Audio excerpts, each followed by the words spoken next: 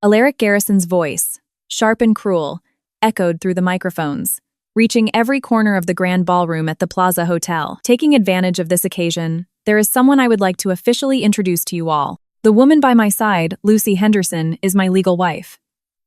The spotlight centered on the couple. Alaric wrapped his arm around Lucy's waist, and they looked like the perfect picture of happiness. I remained in the shadows on one side of the stage. The champagne flute in my hand trembled slightly, the amber liquid creating tiny ripples on its surface.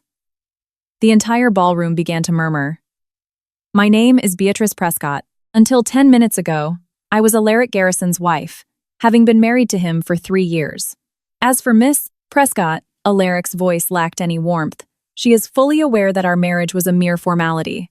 A simple contract to maintain stability and cooperation between our two corporate families.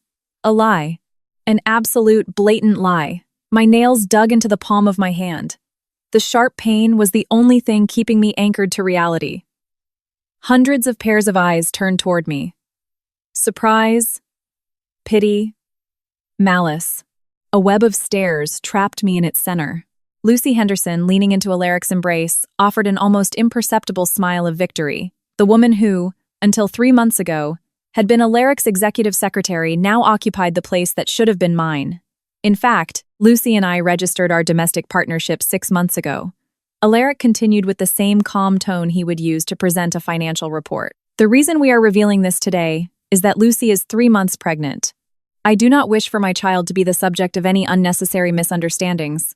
Scattered applause began to sound, and soon more and more people joined in. That was New York high society for you. As long as you had money and power, there were people willing to applaud you, even if you committed a murder in public. My phone vibrated in my designer clutch. Without looking, I knew it was my father. This gala was being live-streamed online, and on the massive screen in the boardroom of the Prescott Group, this soap opera was playing out in real time. I took a deep breath and stepped out of the shadows and into the light. The stiletto heels of my shoes echoed clearly on the marble floor. The spotlights followed my movement until they fixed on me.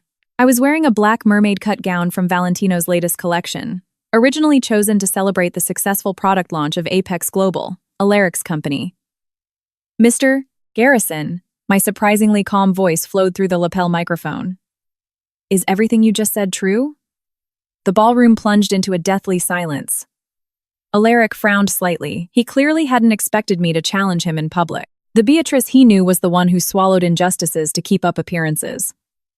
Beatrice, let's discuss this later in private. He tried to maintain his composure, but his voice contained a clear warning. Why in private?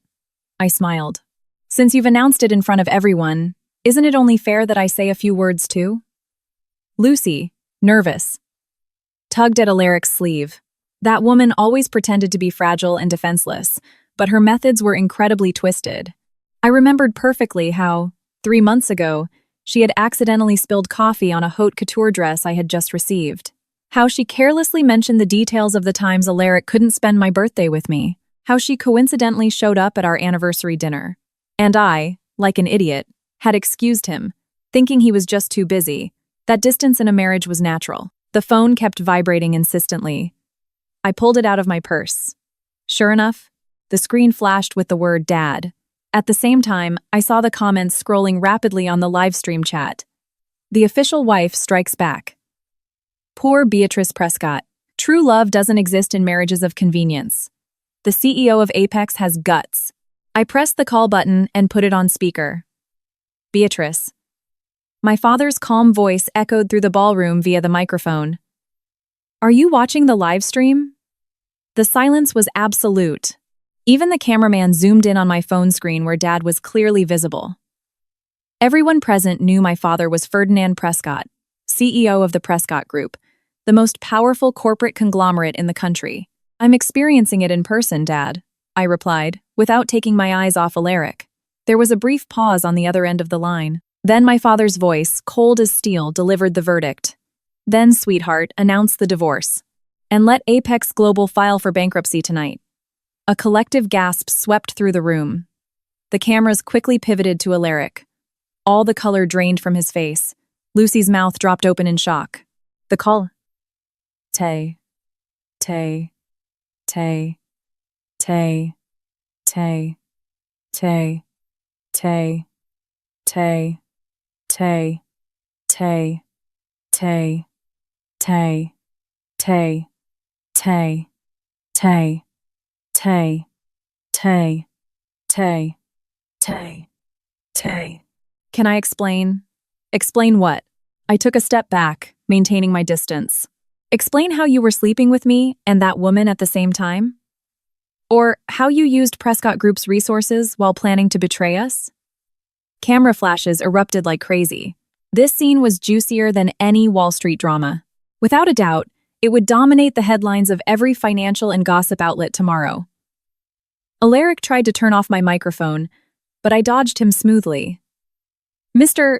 Garrison, since you like doing things in public so much, let's talk in public. I smiled at the guests. Dear guests, as you can see, a slight issue has arisen in my marriage with the CEO of Apex Global. A few uncomfortable laughs broke out. But I can assure you of one thing. Until today, I had absolutely no idea that Mr./Enematayum Garrison had effectively remarried. My voice started to tremble, but I forced my composure. Much less did I know that, without my consent, I had become the third wheel in someone else's marriage. The room began to buzz. The tide of public opinion was turning. Alaric's face turned ashen. Beatrice, stop. This isn't doing anyone any good. Ah, now you realize it's not doing anyone any good? I mocked. Did you think about the consequences when you decided to humiliate me publicly at your own company's gala? I walked over to the central control booth and signaled the technician to switch the presentation. The massive screen, which previously displayed Apex Global's achievements, suddenly shifted to show a series of bank transfer records.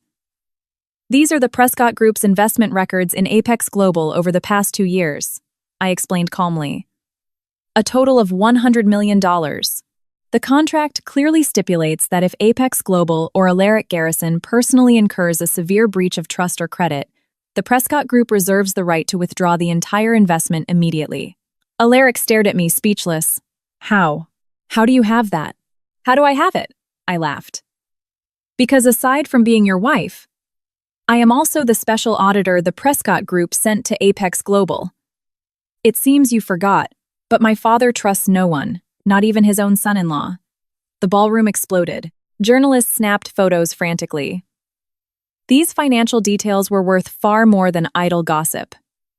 Suddenly, Lucy ran toward me, pleading through tears. Miss Prescott, it's all my fault. Don't blame Alaric. We truly love each other. What a despicable performance. I watched her show with icy detachment. Miss Henderson, you said you're expecting Alaric Garrison's child, right? I asked. She nodded, sobbing, instinctively covering her belly. Congratulations, I smiled. Then you'll soon realize that as a parent, the most intolerable thing is someone hurting your child. And my father just heard perfectly well how his daughter was humiliated in public. Before I even finished speaking, the cell phones of numerous attendees began to ring in a cascade. What? The stock has plummeted? Trading has been halted. The SEC just announced an emergency audit of Apex Global. The bank is demanding early repayment of the loan. Cries of panic erupted from everywhere. Alaric's phone rang too. After answering, his face turned paper white. My father was a man of his word. The bankruptcy process for Apex Global had already begun. Slowly, I slipped the wedding band off my ring finger. A 5-carat pink diamond, the very same one Alaric had slipped on when he got down on one knee to propose. He said it was the symbol of our eternal love. What irony! I carefully placed the ring on the stage. The metal clinked against the marble. Alaric Garrison. From this moment on, you and I have absolutely nothing to do with each other. As I turned to leave, I heard him grind his teeth. Beatrice Prescott, you'll regret this. I didn't turn around. I just left one final sentence hanging in the air. I'm sorry, Alaric, but I already regret it. I regret being blinded by a miserable coward like you. Stepping out of the hotel, the night wind caressed my face. Journalists swarmed like bees, but they were blocked by men in black suits who appeared out of nowhere. A black Maybach pulled up silently in front of me. The door opened, and George Sanders, my father's chief assistant, stepped out. Miss Prescott, The chairman is waiting for you." Getting into the car, I finally let my body tremble. The strength and calm of moments ago crumbled instantly. Tears flowed uncontrollably. 3 years of marriage turned out to be a farce. George silently handed me a box of tissues. "The chairman asked me to relay that he is very satisfied with your performance tonight." I wiped my tears and took a deep breath. "Is it true? About my father?" The short-selling hedge funds have already taken control of Apex Global's shares. 3 banks pulled their credit lines simultaneously, and the SEC has indeed intervened. George reported calmly. "The chairman says this is only the beginning." I watched the city's neon lights blur past the window. Suddenly, I remembered the first time I met Alaric. He was just a young Silicon Valley entrepreneur back then. His eyes sparkled with ambition. He said he would build his own corporate empire, and I told him I believed in him. I truly believed in him, and I even convinced my father to invest in Apex Global. Without the Prescott Group's backing, Alaric never would have taken Apex public in just a few years, and what he gave me in return was public humiliation and betrayal. My phone chimed, a text from Alaric. "Beatrice, can we talk? It's all a misunderstanding. I love you. Lucy was just a mistake." I didn't reply. I blocked his number immediately. A few minutes later, another message arrived from an unknown number. "You won today. But know this, Beatrice, I don't give up so easily. You and your father will pay for what you've done." A threat. I smiled disdainfully. At this point, did he really think he could scare me? The car pulled into our sprawling estate in Greenwich, Connecticut. The lights of the main house were all on, and my father, something highly unusual, was standing at the front door waiting for me personally. As I stepped out of the car, my father opened his arms without a word. I hugged him and cried my eyes out, like a little girl who had suffered a terrible injustice. There, it's all over," my father whispered, patting my back gently. "From today on, no one will ever hurt my daughter again." Inside, my father poured me a cup of hot tea. "Beatrice, there's something you need to know." His expression grew solemn, and my nerves, which had just settled, tensed up again. "Alaric didn't just betray you. He is also suspected of leaking trade secrets from the Prescott Group," my father said in a low voice. "It's highly likely that several major bids we've lost recently are connected to him." I looked up, stunned. "What?" I know it's hard to process, but the evidence points clearly to him. My father signaled George to bring over a file. This is also why I was able to move so quickly against Apex Global tonight. I had been preparing for it. Opening the folder, I saw a series of financial wire records and photos of Alaric secretly meeting with the CEO of a rival tech firm. The dates went back over a year. That meant Alaric's betrayal of me and our marriage had started long before he revealed it, perhaps even from the very beginning. "Why?" I murmured, my heart tearing. Why would he do something like this? My father remained silent for a moment, then said slowly, "There are people who, no matter how much you care for them, can never be tamed. What we need to do now is not ask why, but how to minimize our losses and make the traitor pay for it." He looked me straight in the eye. "Beatrice, are you ready?" I clenched my fists tightly. My nails dug deep into my palms. The pain kept me awake. It made me stronger. "I'm ready, Dad." That night, Apex Global's stock plummeted by 40%, wiping out billions of dollars in market cap. That night, my 3-year marriage to Alaric Garrison came to an end. That night, I went from a betrayed wife to a woman seeking justice, and all of this had only just begun. The first rays of dawn filtered through the dining room windows, but I felt no warmth. On the tablet in front of me, the Wall Street Journal headlines were glaring. Apex Global loses 40% in after-hours trading. Following a mysterious overnight short attack, founder Alaric Garrison's marital scandal unleashes a storm. The accompanying photos showed Alaric hugging Lucy on stage, placed right next to a shot of my back as I walked away after leaving the ring. The juxtaposition was cruelly ironic. "Miss Prescott, the chairman is waiting in his study," the butler announced softly. I took a sip of black coffee. The bitterness spread across my tongue, but it was nothing compared to the bitterness in my heart. As I stood up, I saw the faint tan line the ring had left on my finger, the only trace of 3 years of marriage. In the study, my father was standing by the panoramic window, talking on the phone. His tone was calm, but carried an indisputable authority. Yes, pull it all out. According to the contract structure, there is no need to grant them any grace period. George Sanders stood nearby and gave me a slight nod as I entered. On the massive electronic screen in the center of the room, Apex Global's stock chart was diving dramatically, as if falling off a cliff. My father hung up and turned to me. "Did you sleep well?" I shook my head. Didn't sleep a wink. The humiliation of the gala and the 3 years of marriage replayed in my mind on an endless loop. Everything I once thought was proof of love now turned out to be a meticulously designed fraud. "Alaric tried to contact you in the early hours," my father said, walking over to his desk and bringing up security camera footage. He drove up to the estate gates, but the guards turned him away. On the screen, Alaric stood outside the wrought iron gates looking visibly desperate. There was no trace of his arrogance from the night before. What a pathetic sight. When he decided to humiliate me publicly, did he ever imagine this moment would come? Did he come to apologize? I asked. My father opened another file. More than that. He sent this settlement proposal. The screen displayed a draft of a preliminary agreement. Alaric proposed returning a portion of the Prescott Group's investment in exchange for us halting the attack on Apex Global. The sum was surprisingly large, but still pennies compared to what the Prescott Group had actually invested. Where did he get so much liquid cash? I asked, puzzled. As far as I know, Apex Global is in the middle of a massive expansion phase. Their cash flow should be extremely tight. My father smiled disdainfully. That's the key. Either he's been siphoning off assets secretly for a long time, or this is simply a stalling tactic.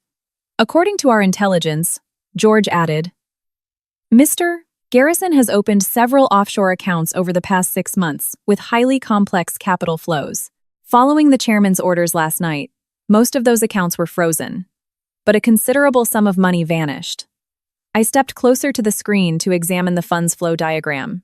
An account labeled VP caught my attention. The funds were transferred there first, then dispersed through various bridge accounts. VP, I muttered. Lucy Henderson's initials would be LH. We noticed that too, my father nodded. But the holder of that account isn't Lucy Henderson. It's a man named Victor, a Hispanic American with U.S. citizenship and a suspiciously clean record. Too clean. That's exactly the flaw, I said. We can trace his relationship to Lucy. We're on it, but it will take time, George replied.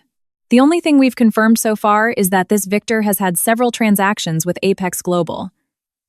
He's apparently the CEO of a Silicon Valley tech firm. While we spoke, my phone kept buzzing.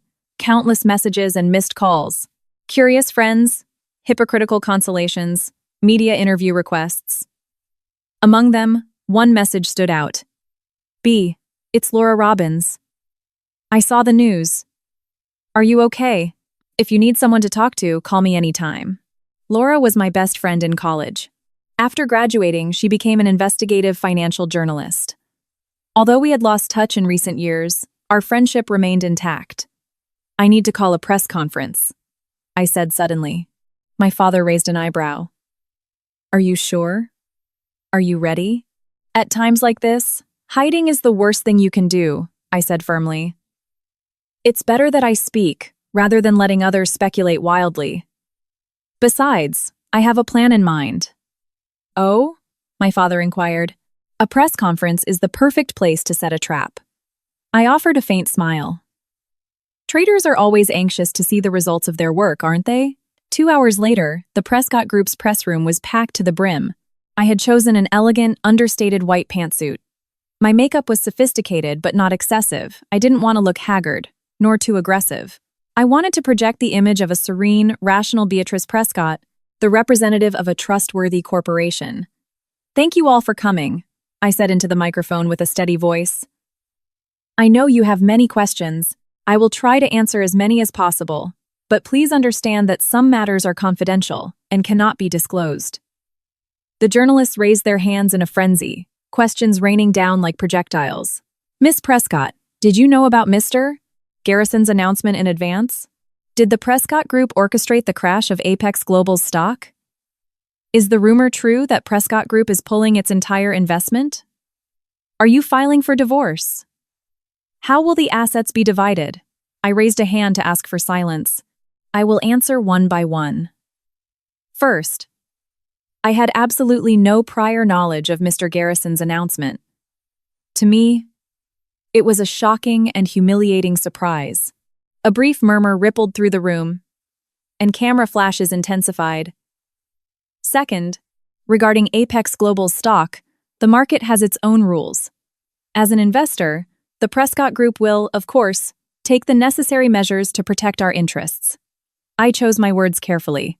As for the withdrawal of our investment, based on the breach of contract that Mr. Garrison himself publicly admitted to last night, it is true that the Prescott Group is exercising its legitimate rights under the contract clauses. At that moment, a familiar figure slipped silently through a side door and took a seat in a corner of the back row. Laura Robbins gave me a slight nod. I continued with my statement. Finally, regarding my marriage, I paused right on cue and lowered my gaze. When I looked up, my eyes were glossy, fighting back tears. I deeply regret that we have reached this situation. For the past 3 years, I supported and dedicated myself wholeheartedly to my husband's career, but this is the result. The well-timed catch in my throat silenced the room instantly. An atmosphere of sympathy began to spread. I will overcome this pain as soon as possible and focus on the development of the Prescott Group and my own future. I forced a smile that the cameras captured in close-up. Thank you for your concern. Miss Prescott, a journalist shouted suddenly. Rumor has it that your marriage to Mr. Garrison was a business arrangement from the very beginning. Is that true? A sharp, dangerous question. I recognized that reporter. He was known for digging into private lives, and I had heard he had close ties to Apex Global. My marriage began out of love, I replied firmly, at least on my part. As for Mr. Garrison, I left the sentence hanging intentionally. Then how do you explain that Mr. Garrison and Miss Henderson registered a domestic partnership 6 months ago? The reporter pressed. Isn't it possible your relationship was already broken and you were just keeping up appearances for the sake of business? The question was clearly malicious, intended to shift the blame onto me. Just as I was about to answer, my phone vibrated. An urgent text from George. Movement detected in the VP account. A massive sum is being wired to a U.S. account. The recipient is Nexus Tech. Sole Administrator, Lucy Henderson. What an incredible coincidence. I looked up and met the reporter's eyes directly. Your question is very interesting. Allow me to ask you one in return. Did you know that Miss Henderson, the same woman who, according to Mr. Garrison, is pregnant, suddenly incorporated a company with a registered capital of $50 million? The room erupted. The reporter, unready for this counterattack, was momentarily speechless. And coincidentally, I continued, the incorporation date of this company is exactly 3 months ago. The exact time Miss Henderson claims to have gotten pregnant. Don't you find that an astonishing coincidence? The journalist typed furiously. This was a completely unexpected exclusive. Miss Prescott, are you implying that Miss Henderson is faking her pregnancy? Another reporter asked quickly. I haven't claimed anything. I smiled. I am simply stating facts. Anyway, in this day and age, it's sometimes hard to separate business from feelings. There are people who fake love for money, and people who fake a pregnancy for money. It's nothing unusual. This statement caused an uproar. I took advantage of the moment to look at Laura in the back row. She discreetly gave me a thumbs up.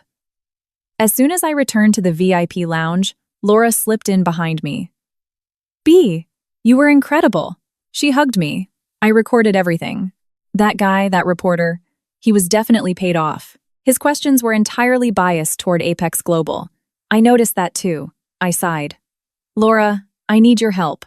Laura Robbins used to be one of the best investigative reporters around. She was now an editor-in-chief, but her contacts and investigative skills were intact. Name it, she said without hesitation. A bastard like that needs to be unmasked. I lowered my voice. I don't just think Alaric betrayed me. I believe he stole trade secrets from the Prescott Group. It's highly likely that several major bids we lost recently are connected to him. Laura's eyes widened. He's insane. That's a federal crime. You need proof. I grabbed her hand. But if someone on our side moves, he'll notice immediately. You're a journalist. You have the perfect excuse to investigate. Laura understood instantly. I'll approach Apex Global executives under the guise of an exposé, especially this Lucy Henderson. If the pregnancy is fake, there's bound to be an inconsistency in her medical records. Just as we were talking, George knocked on the door. Miss Prescott, a situation has arisen. He handed me a tablet. On the screen was a live feed from the security cameras. Alaric Garrison was in the lobby of the Prescott Group, trying to get to the upper floors, but security guards were blocking him. Let me see, Beatrice. It's a misunderstanding. On the screen, Alaric, unlike his usual cold demeanor, was visibly frantic. Do we let him up? George asked. I exchanged a glance with Laura. She discreetly pulled out her digital recorder. Take him to the small conference room. Tell him he has exactly 5 minutes. In the small conference room, I sat at the head of the table while Laura pretended to organize papers next to me. The door opened, and Alaric rushed in. His suit was wrinkled, and he had deep bags under his eyes. He clearly hadn't slept all night. Beatrice, we have to talk, he said urgently, ignoring Laura's presence. Mr. Garrison, is there really anything left to talk about? I replied coldly. About last night. Let me explain. He stammered. Lucy threatened me. She said if I didn't make it public, she'd get an abortion. So you chose to humiliate me publicly. I raised an eyebrow. What a touching love story. Alaric finally seemed to register Laura's presence, and his expression grew suspicious. Who is this? My lawyer, I lied without blinking. She's handling the divorce. Alaric took a deep breath, trying to recover his usual composure. Beatrice, I know you're angry, but we need to handle this rationally. If the Prescott Group pulls its investment, Apex Global will sink. And if Apex Global sinks, it won't be good for the Prescott Group either. Our businesses are too intertwined. Is that a threat? I laughed. Mr. Garrison, it seems you still haven't grasped the situation. You are in no position to negotiate. He gritted his teeth. If you insist on a divorce, the asset division will not favor you. You have no right to the appreciation of Apex Global's value during the marriage. Oh, really? I cut him off. Then, what do you have to say about the theft of Prescott Group's trade secrets? Should we talk about that now? Alaric's face changed drastically. Trade secrets? I don't know what you're talking about. His reaction was exaggerated, and it was obvious he felt targeted. I leaned forward and lowered my voice. Nexus. Victor. Do these names ring a bell?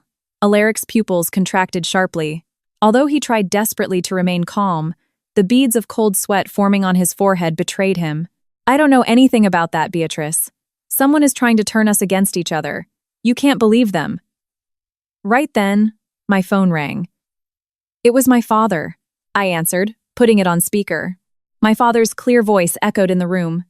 Beatrice, the SEC has formed a special task force to investigate Apex Global.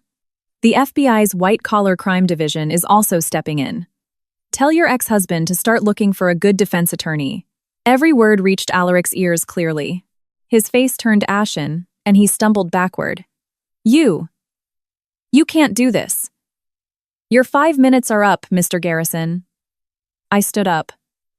My lawyer will contact yours. Now, please leave.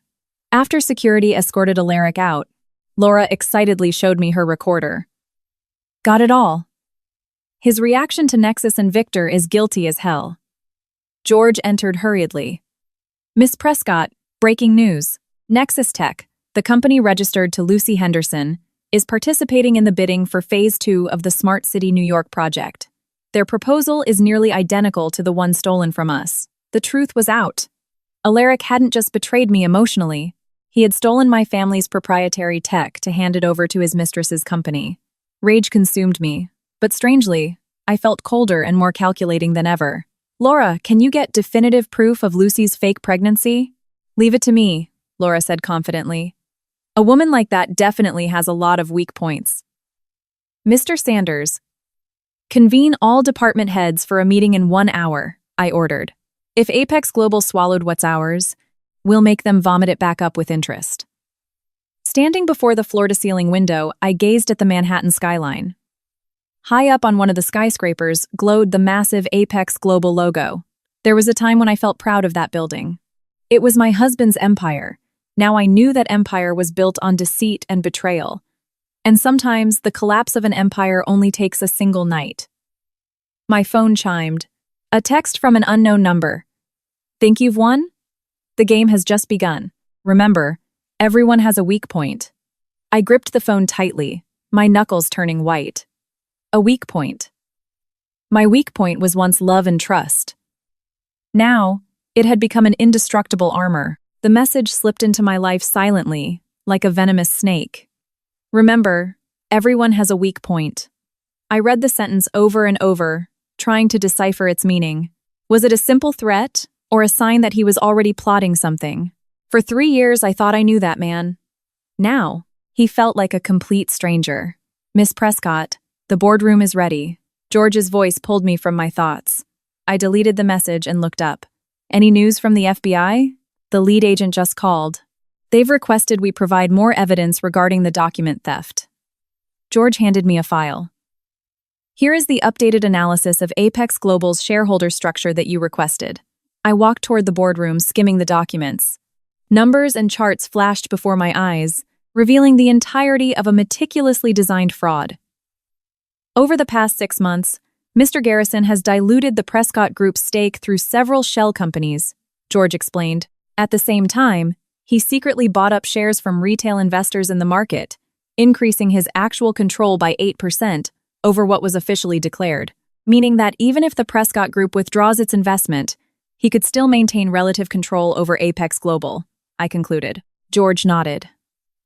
Furthermore, we've discovered that the funding source for these purchases comes from an as-yet unidentified origin. Inside the boardroom, the Prescott Group's top executives were already seated. The chief legal officer, the CFO, the head of investment strategy, all wearing grave expressions. The incident from the night before had caused massive shockwaves within the company, and everyone sensed this would be a difficult battle. Let's begin, I said, sitting at the head of the table and cutting straight to the chase. Our top priority right now is minimizing the Prescott Group's losses from the Apex Global investment. Concurrently, we must gather evidence to cooperate with the FBI investigation. The CFO spoke first. We have already frozen all credit lines to Apex. However, of the $100 million previously invested, $60 million is in equity and $40 million in convertible bonds. If Apex goes bankrupt now, the equity investment will be a total loss. Apex Global cannot go bankrupt right now, I said coldly. At least not until we've recovered the bulk of our investment. The chief legal officer took the floor. According to the contract, Mr. Garrison's personal misconduct is a clear breach.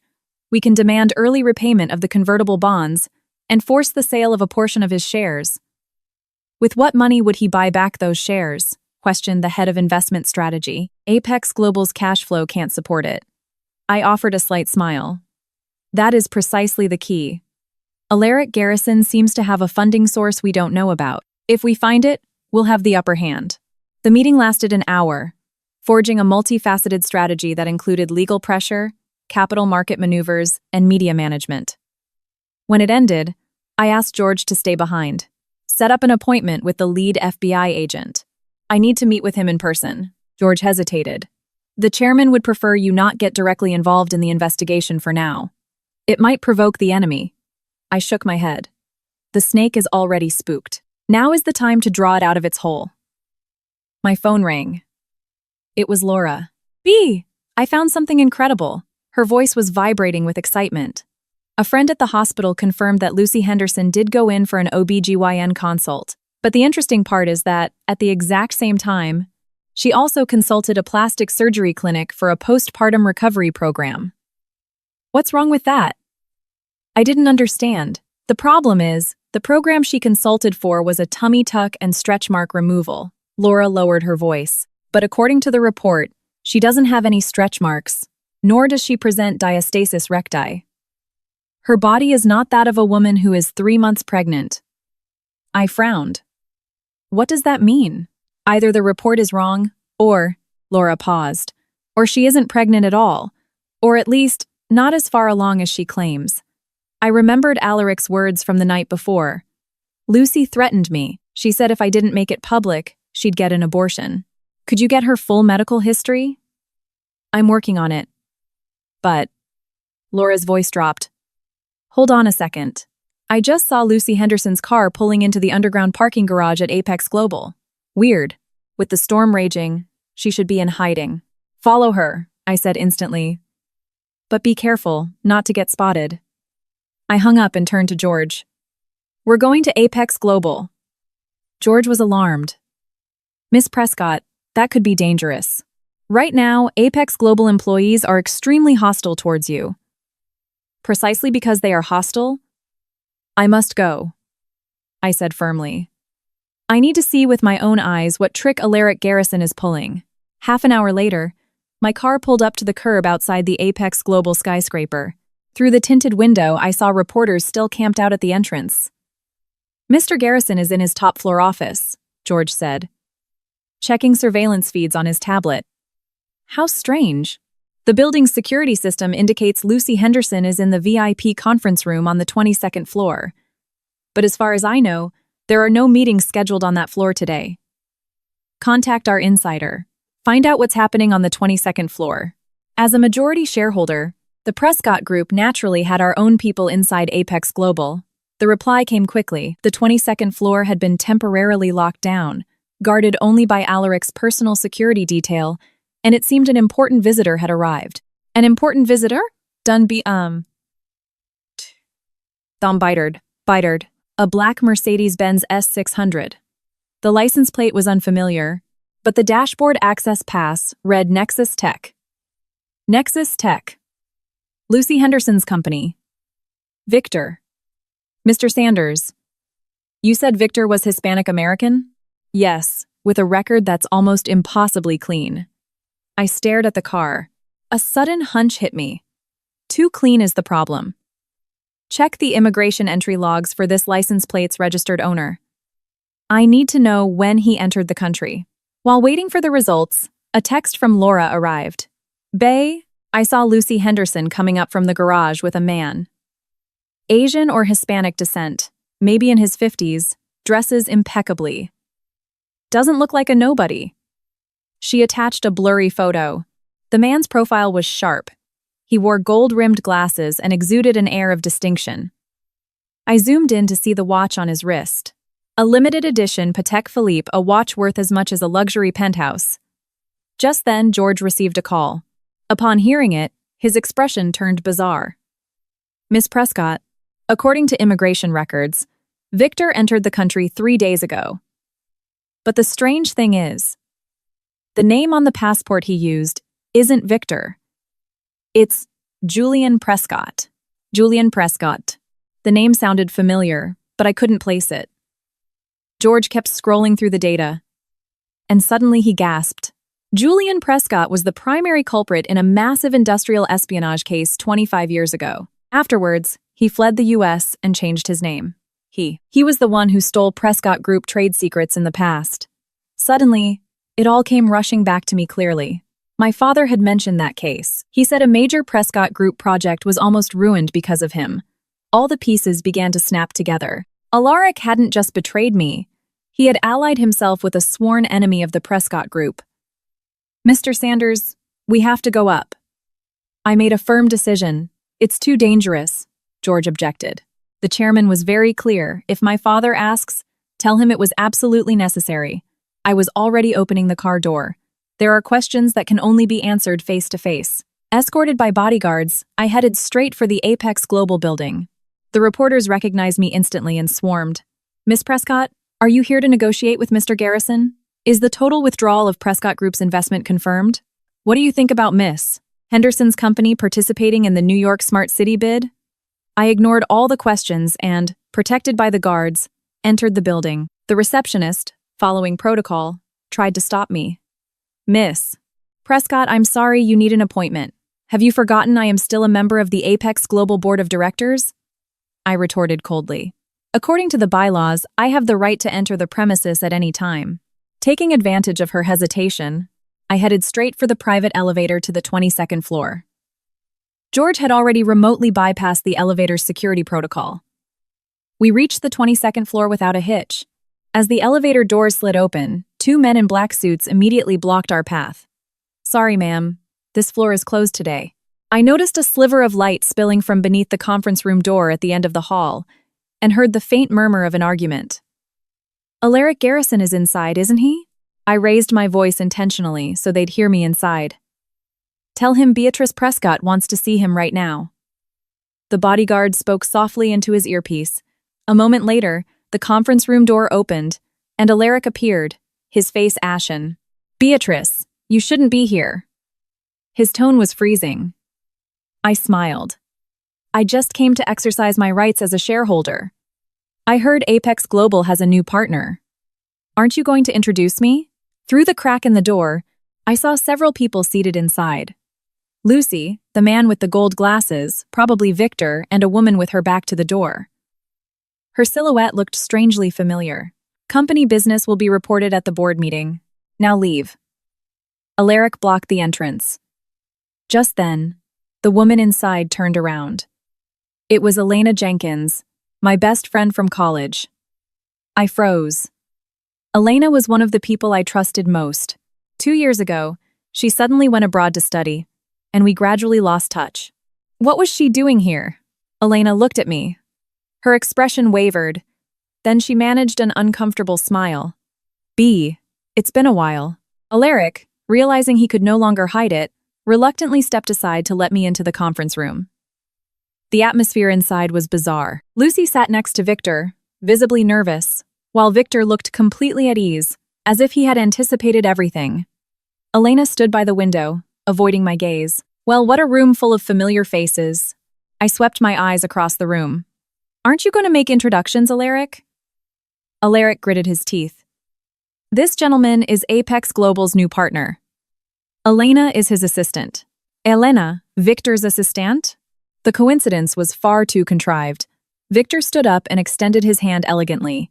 Miss Prescott, I've heard a lot about you. I'm Victor, CEO of Nexus Tech. I didn't shake his hand. Julian Prescott. How about we use our real names? His eyes shifted subtly, but his smile returned instantly. Miss Prescott, I see you are well informed. It's true. My old name was Julian Prescott. But now I am a U.S. citizen and a legitimate businessman. A legitimate businessman who steals other people's trade secrets? I asked bluntly. Lucy couldn't contain herself and jumped up. Beatrice, don't speak nonsense. This gentleman is a very important partner for Apex Global. Oh, really? I turned to her. Important enough for you to fake a pregnancy and threaten Alaric into humiliating me publicly? Lucy's face went white. What stupid things are you saying? I am truly pregnant with Alaric's child. Then show me the medical report. I took a step forward. Not a forged one. The real report, with the correct gestational age. Alaric intervened. Beatrice, enough. You shouldn't be here. Leave right now. Victor, or rather Julian Prescott, raised a hand to stop him. It's fine, I find Miss Prescott very interesting. He approached me, studying me with a piercing gaze. You are much bolder than I thought. Nothing like what your father described. I stopped in my tracks. You know my father? Julian smiled. We are old friends. But that's another story. How about we discuss the current situation? He gestured for everyone to sit, acting as if he owned the place. Alaric and Lucy sat obediently, and Elena stood silently behind Julian, not daring to look at me. The current situation is simple, I said, remaining standing. Alaric Garrison has stolen trade secrets from the Prescott Group, and the Prescott Group will take legal action. Apex Global will go bankrupt, and all of you will face federal criminal charges. Julian laughed. Youth is always so impulsive. Do you think we did all this without being prepared? He made a signal. Elena hesitated for a moment, then handed me a dossier. Look at this, Julian said. If you insist on resisting, this document will go public. I opened the dossier, and my pupils contracted instantly. They were photos and medical records of my mother, detailing her treatment at a psychiatric clinic in Switzerland. How? My voice trembled. My mother being abroad recovering from severe clinical depression was a tightly guarded family secret known only to a very few people. I told you. I'm an old friend of your father's. Julian smiled. Now, let's talk terms. Alaric also looked surprised. It was obvious he didn't know this secret either. The Prescott Group will halt all attacks against Apex Global, officially recognize Lucy's status, Julian continued, and cede all rights to the Smart City New York project to Nexus Tech. In exchange, your mother's secret will remain safe forever. I clenched my fists tightly. My nails dug deep into my palms. You're blackmailing me. I am simply offering a mutually beneficial way out, he said calmly. Otherwise, your mother's condition will be exposed, and the Prescott Group will face far bigger problems than you can imagine. The air in the conference room seemed to freeze. I looked at Alaric. He avoided my gaze. I looked at Lucy. She couldn't hide her smug expression. I looked at Elena. Her eyes were filled with guilt. Finally, I looked at Julian Prescott, my father's old enemy, and my current blackmailer. Suddenly, I burst out laughing. Mr. Prescott, do you know how my father became the #1 figure in the American corporate landscape? Julian raised an eyebrow. He got lucky. No, I said slowly. Because my father never gives in to blackmail. I pulled out my phone and pressed the stop recording button. This conversation has been transmitting in real time to the Prescott Group's legal department and the FBI. Now, not only you, but every accomplice in this room is facing extortion charges. Julian's face finally hardened. Right then, the conference room doors burst open. Several federal agents, led by the head of the white-collar crime division, stormed the room. Julian Prescott, you are under arrest on suspicion of industrial espionage and extortion. You'll have to come with us. The situation devolved into chaos instantly. Alaric tried to explain himself. Lucy panicked, and Elena turned pale as a ghost. However, Julian remained strangely calm. He stared at me intently. You're smart. You're just like your father. But remember, the game has only just begun. Before they took him away, he cast a meaningful look at Alaric. Don't forget our agreement. After the FBI took Julian away, those left in the room were stunned. Alaric was the first to snap. Beatrice, do you know what you've done? That man was our only hope. Hope? I scoffed. He was the hand about to push you off a cliff. Lucy suddenly burst into tears. It's over. It's all over. Elena walked up to me silently and said in a low voice, B, I'm so sorry. I had no choice. They threatened my family. Looking at this chaotic scene, I felt a profound exhaustion. My ex-husband, my former best friend now, they were all either enemies or strangers. My phone vibrated. A text from my father. Well done. Come home, we need to talk. Leaving the Apex Global building, the media swarmed me again. I didn't answer any questions and got straight into the car. As we pulled away, I took one last look at the Apex skyscraper. Its glass facade gleamed in the sun, but it couldn't hide the corruption and chaos inside. George said softly, Miss Prescott, the chairman has been briefed about Julian Prescott. He said it's time to put an end to a 25-year feud. I looked out the window. The city was bustling as usual, but an invisible undercurrent ran beneath it. Julian's threat echoed in my ears. The game has only just begun, and I had a premonition that this game would be far more complex than I thought. In the study of the Greenwich estate, my father stood before a wall covered in old photographs, staring at one faded by time. I approached quietly and looked at it. A young Ferdinand Prescott and a man who resembled him, but with a sharper edge, posed with their arms around each other's shoulders, smiling ear to ear. It's Julian, my father said softly, without turning around. There was a time he used the name Julian Prescott. He is my brother. I froze. I stared at the familiar yet strange face in the photo. My father's brother? I had never heard that he had an uncle. Why? I didn't know what to ask. Too many questions assaulted me at once. My father turned. In his eyes was a deep fatigue and pain I had never seen before. 25 years ago, Julian was my most capable partner and the co-founder of the Prescott Group. Together, we turned a small trading firm into the conglomerate it is today. He walked over to the liquor cabinet and poured 2 glasses of scotch. He offered me one. It was rare to see my father drink, and even rarer to see him show his emotions like this. "What happened next?" I asked quietly, accepting the glass but not drinking. My father took a sip of the scotch.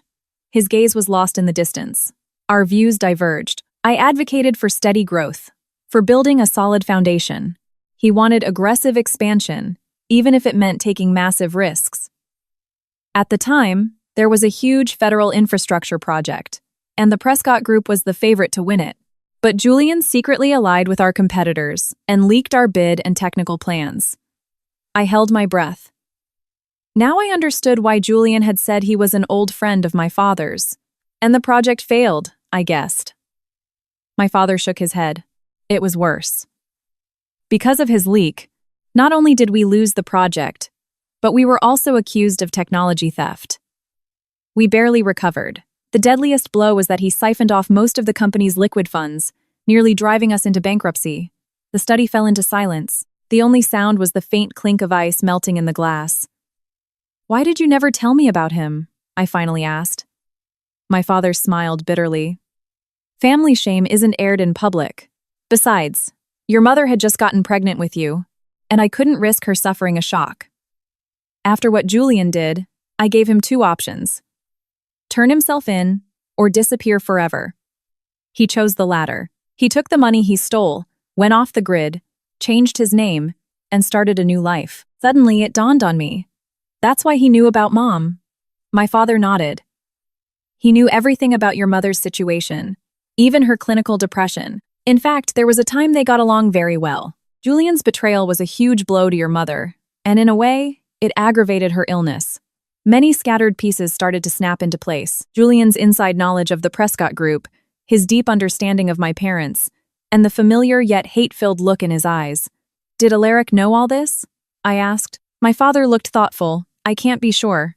But Julian returning at this exact moment and allying with Alaric is no coincidence." George knocked and entered. His expression was grave. "Chairman, Miss Prescott. Breaking news. Julian Prescott has been released on bail. His lawyer is highly competent.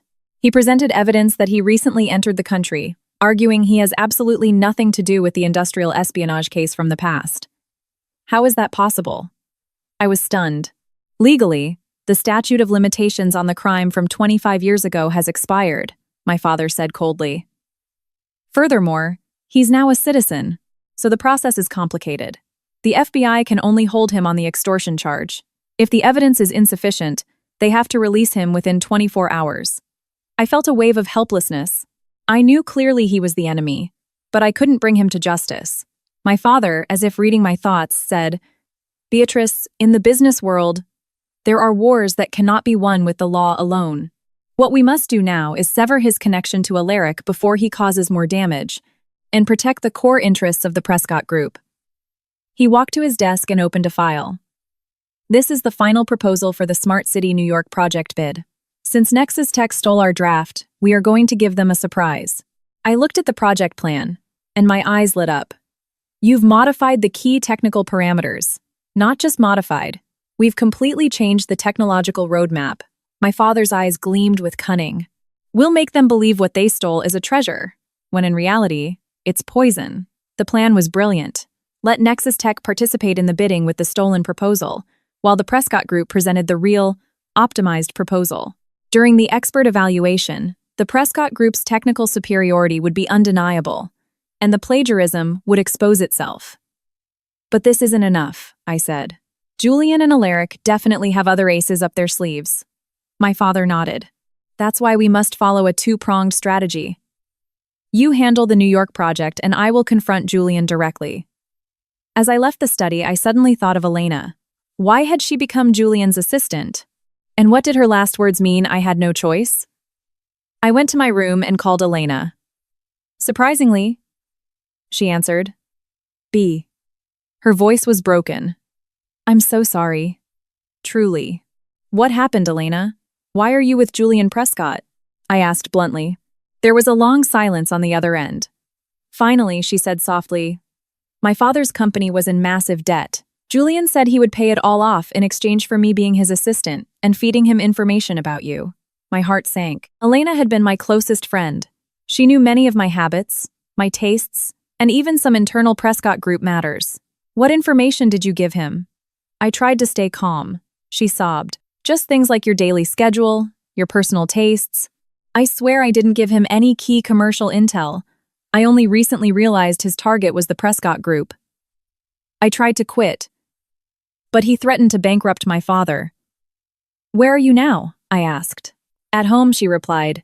Since Julian got out on bail, he hasn't contacted me. I'm scared. I thought for a moment. Elena, if you truly want to make amends, help me. I'll do anything. Go back to Julian, but this time, be my eyes.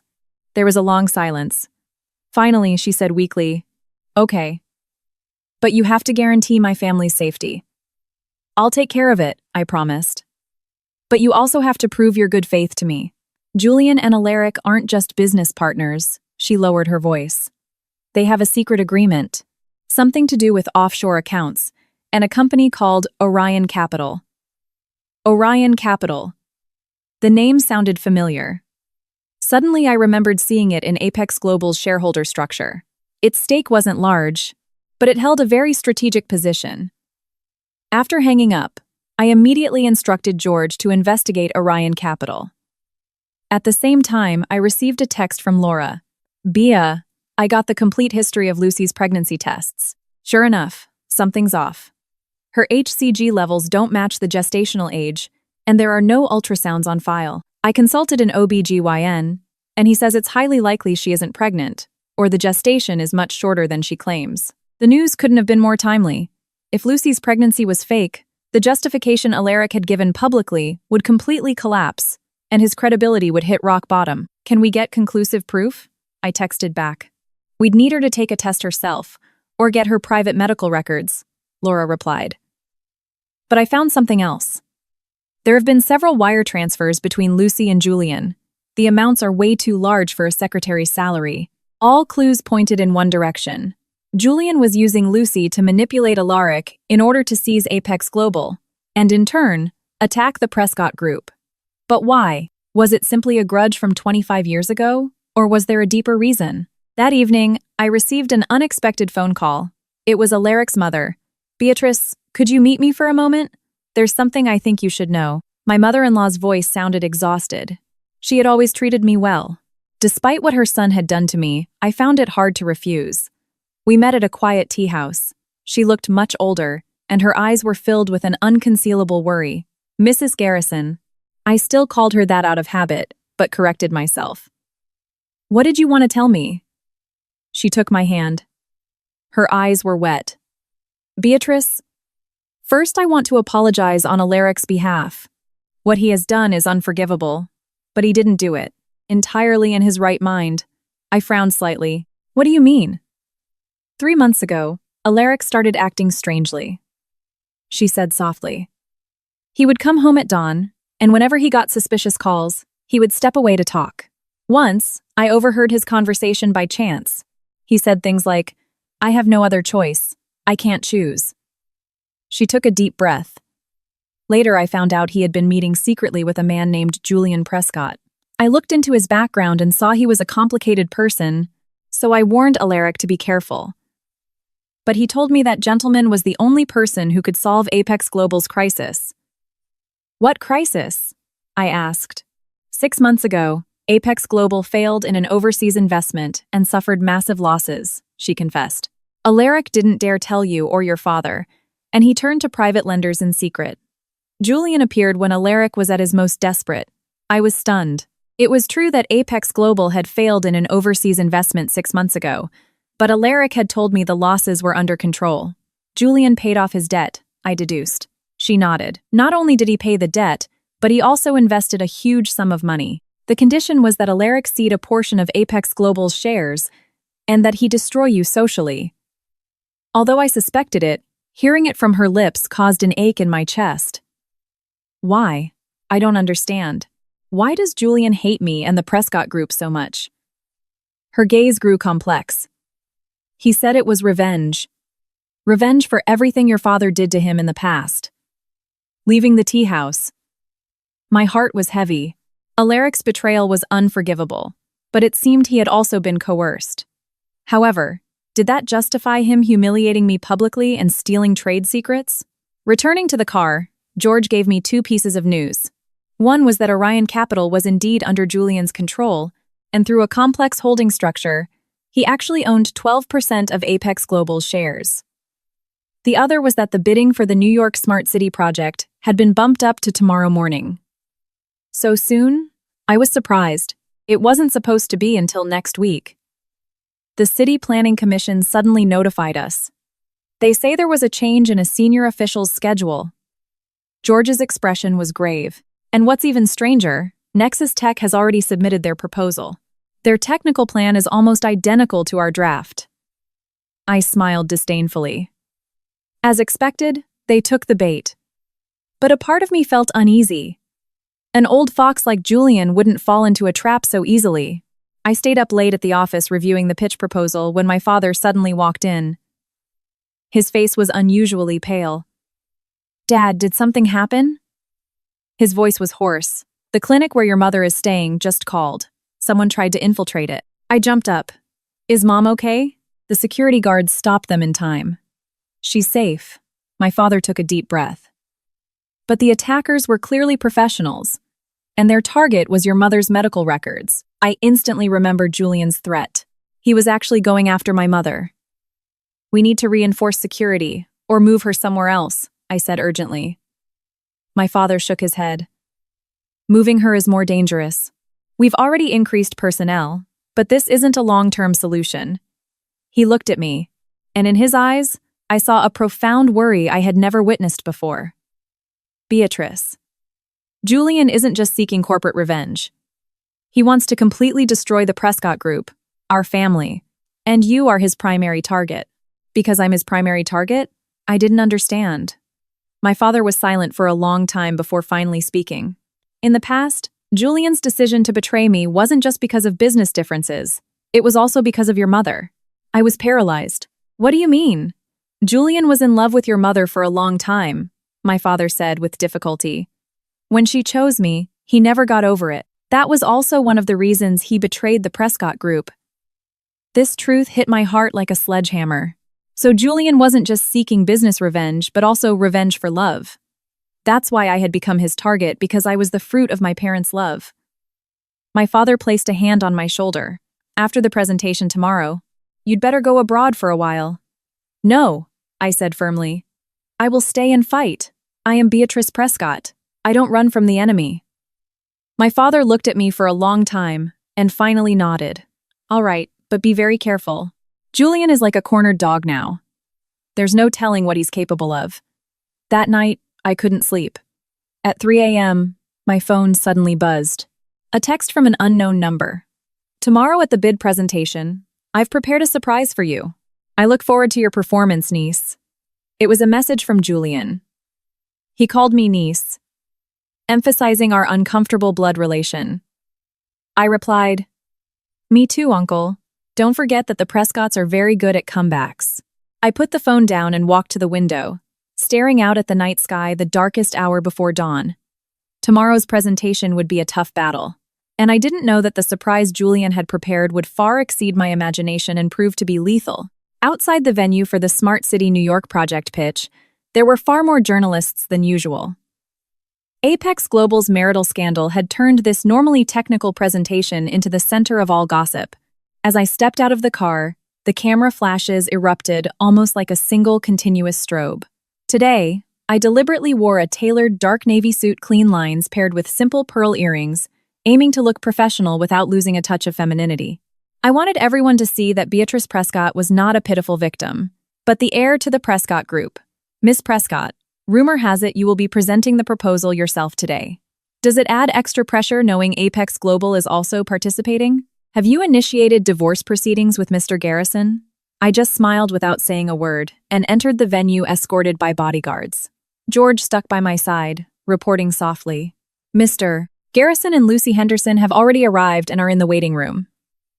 Julian Prescott has also come as an observer, but he won't participate directly." "And Elena?" I asked. George paused. "She came as Julian's assistant. 10 minutes ago, she sent an encrypted message. Watch out during the demo phase of the presentation." I nodded slightly, heightening my alert level. The presentation process consisted of pitching the proposal, a technical demonstration, and a Q&A round. Julian had surely set a trap in one of these phases. Upon entering the main hall, I immediately spotted Alaric and Lucy. They were seated in the front row on the right, chatting with the panel of judges. Alaric looked exhausted, but he was forcing a confident facade. Lucy wore a loose-fitting dress, deliberately highlighting her pregnancy. As I walked past them, Lucy purposely raised her voice. "Honey, the doctor said the baby is very healthy today. I'm sure he knows his daddy is going to win a great battle." I didn't turn around, but I felt Alaric's gaze boring into my back. I found the Prescott Group's assigned seats and sat down. Laura stealthily approached and handed me a flash drive. "Just got it. Lucy's complete medical history. She wasn't pregnant. At least not 3 months. No way." I pocketed the USB. It wasn't the time yet. At 9 a.m., the bid presentation officially began. 5 companies were participating, but the real competitors were the Prescott Group and Apex Global, or rather, Nexus Tech. By draw, the Prescott Group was scheduled last, and Apex Global first. Alaric took the podium. He seemed to exude confidence. His presentation was fluid and professional, and the technical solution he proposed was highly impressive because, essentially, it was the Prescott Group's draft. They had merely swapped the logo. I noticed several experts on the panel exchanging glances. A few frowned slightly. It was evident they had also noticed the proposal was strikingly similar to the technical white paper the Prescott Group had published a month prior. During the Q&A, a judge asked, "Mr. Garrison, the intelligent energy management system in your proposal is very similar to the technical white paper the Prescott Group published last month. Could you explain this?" Alaric responded calmly. "It's a common technical direction in the industry, so there may be similarities. However, Apex Global's algorithm has its own optimizations. The specific parameters will be revealed in detail once the project is awarded." It was a sophistry, but I remained silent. It wasn't time to show my cards. The presentations from the following companies were mediocre. Finally, it was the Prescott Group's turn. I stepped up to the podium, took a deep breath, and offered a confident smile. "Ladies and gentlemen of the panel, today, on behalf of the Prescott Group, I present the City of the Future solution we have custom designed for the Smart City New York project." I opened the presentation and deliberately skipped the first few slides that were similar to Apex Global's, jumping straight to the key points of innovation. You may have noticed that our proposal is superficially similar to Apex Global's. But the truth is, 3 months ago, we had already completely overhauled our technological roadmap. A slight murmur swept the room. Alaric sat up straight, and Lucy's expression shifted subtly. I continued presenting the true new technology. A vastly more efficient energy system, smarter traffic management, the application of greener materials. The judges were clearly fascinated, and several began taking furious notes. Most importantly, the ace up our sleeve is that we have collaborated with MIT to develop a proprietary AI-based urban management system, and we have already filed for the patent. This was the ultimate weapon my father had revealed to me the night before, a secret collaboration with the top research institution in the country, a fact known only to a very few people inside the company. When I finished the presentation, the applause was far more enthusiastic than before. In the Q&A round, all the judges' questions focused on our innovative technologies.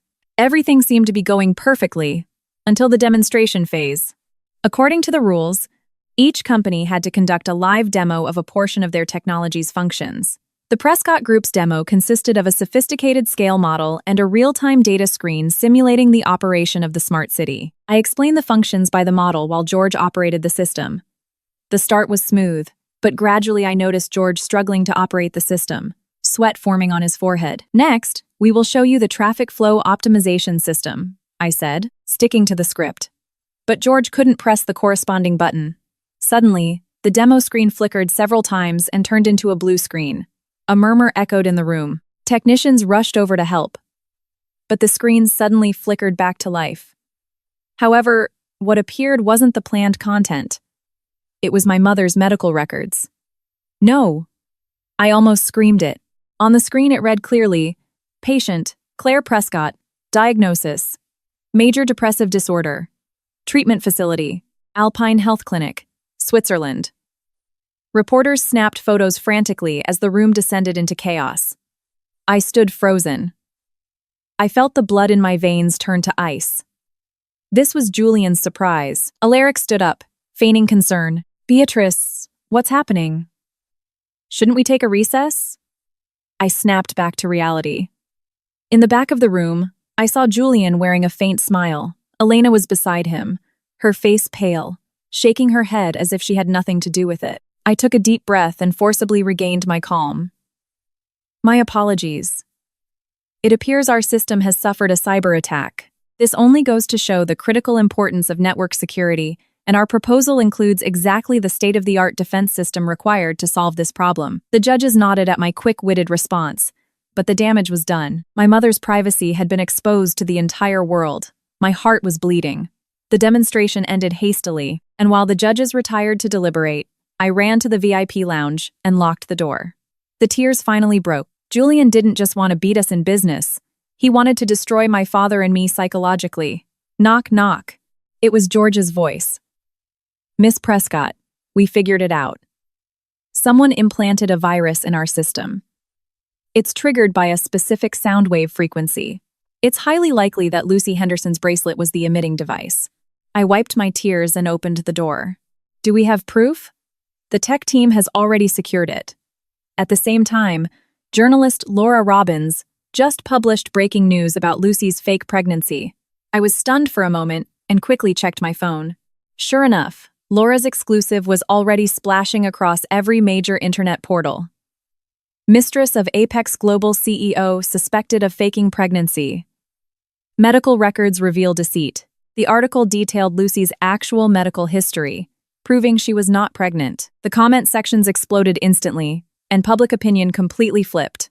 The timing is perfect, George smiled. The judges are making their final decision, and this news will undoubtedly affect their evaluation of Apex Global's credibility.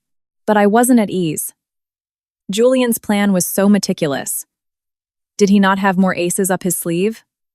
When the recess ended and we returned to the hall, I saw Lucy crying in a corner. Alaric, his face ashen, was talking on the phone. It was obvious he had just found out about the news. But Julian remained calm. He even made a mock toasting gesture at me, an expression that seemed to congratulate me on my counterattack. Finally, it was time for the final decision.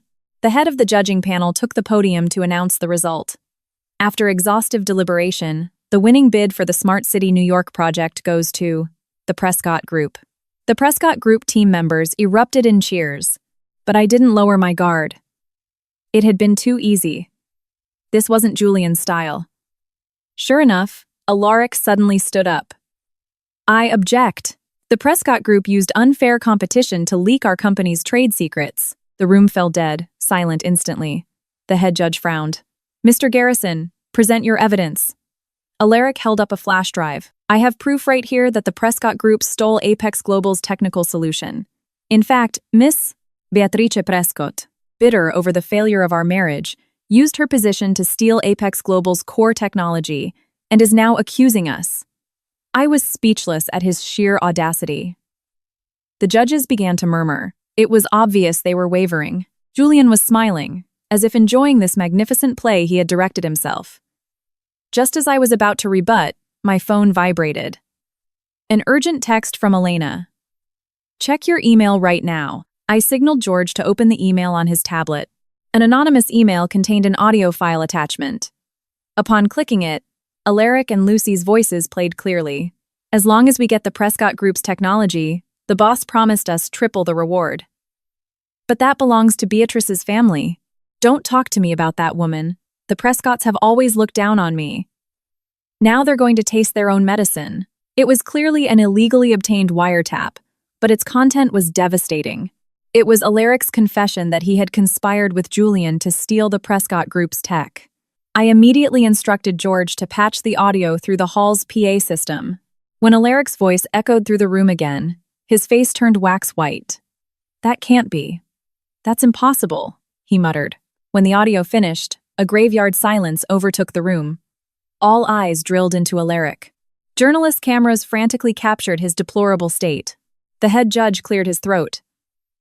Based on this new evidence, the panel confirms once again that the award to the Prescott Group stands. Furthermore, we are recommending the relevant federal authorities investigate Apex Global and Nexus Tech on suspicion of industrial espionage. Alaric collapsed into his chair. His face was gray. Lucy had already vanished, probably slipped out the back. I walked over to Alaric and looked down at him.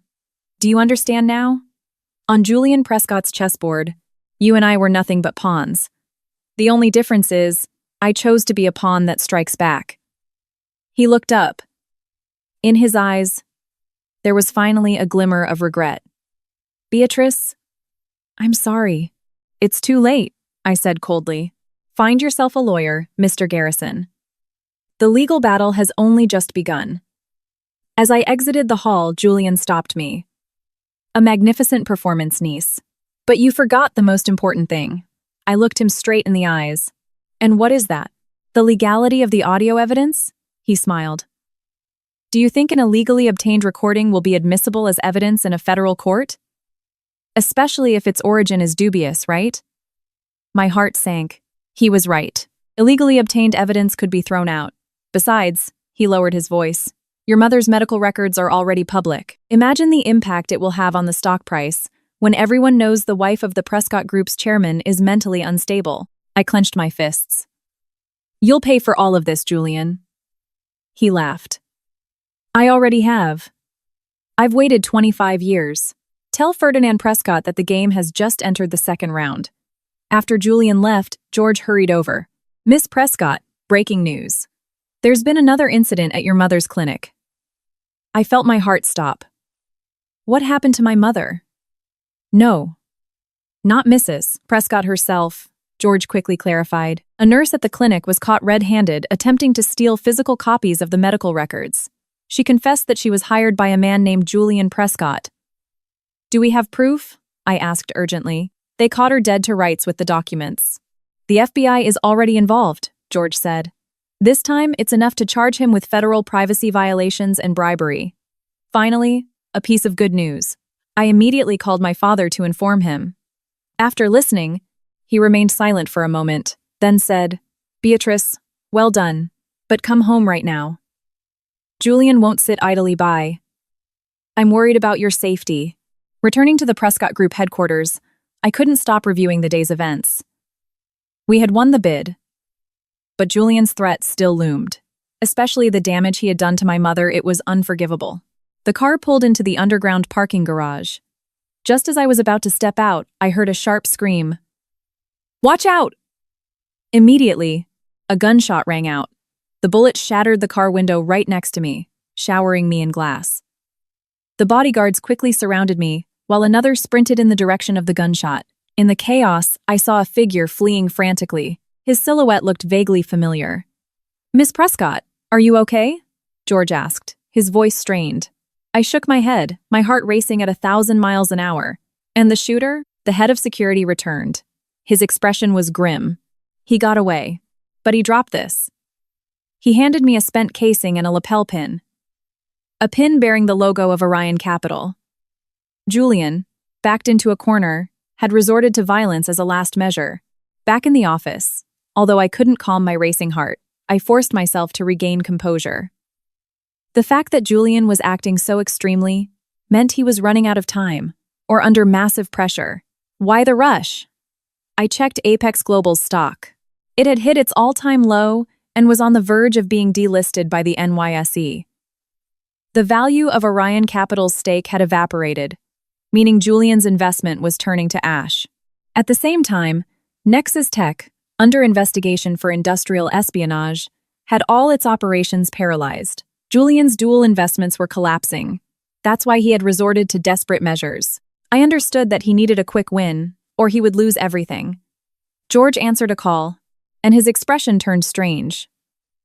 Miss Prescott. The police say they found the shooter. Who is it? I asked urgently. Elena Jenkins' father, George said, sounding like he couldn't believe it. He confessed he acted under Julian Prescott's orders, but says his intention wasn't to kill, just to send a warning. I remembered what Elena told me, that her father was being controlled by Julian. Now Julian had directly used him to commit a felony. He had crossed every line. Does Elena know? Probably not yet. Just as George finished speaking, my phone rang. It was Elena. Answering it, I heard her sobbing. B, I'm so sorry. My dad, that man Julian, threatened him. He said if he didn't do it, he would bankrupt our house and put my brother in jail. I closed my eyes. Julian's malice exceeded my imagination, using a father's love for his children to force him to commit a crime. Elena, where are you right now? At home, but I'm terrified. Julian's people might be watching me. Come to the Prescott Group building, I decided. I will guarantee your safety. After hanging up, I immediately dispatched personnel to bring Elena in. At the same time, I realized Julian's weak point might be exactly this. He was so ruthless that he didn't hesitate to sacrifice his pawns, and this could make his other pawns turn against him. If I could get more people from Julian's side to defect to mine. At that moment, I received an anonymous text. Want to end all this?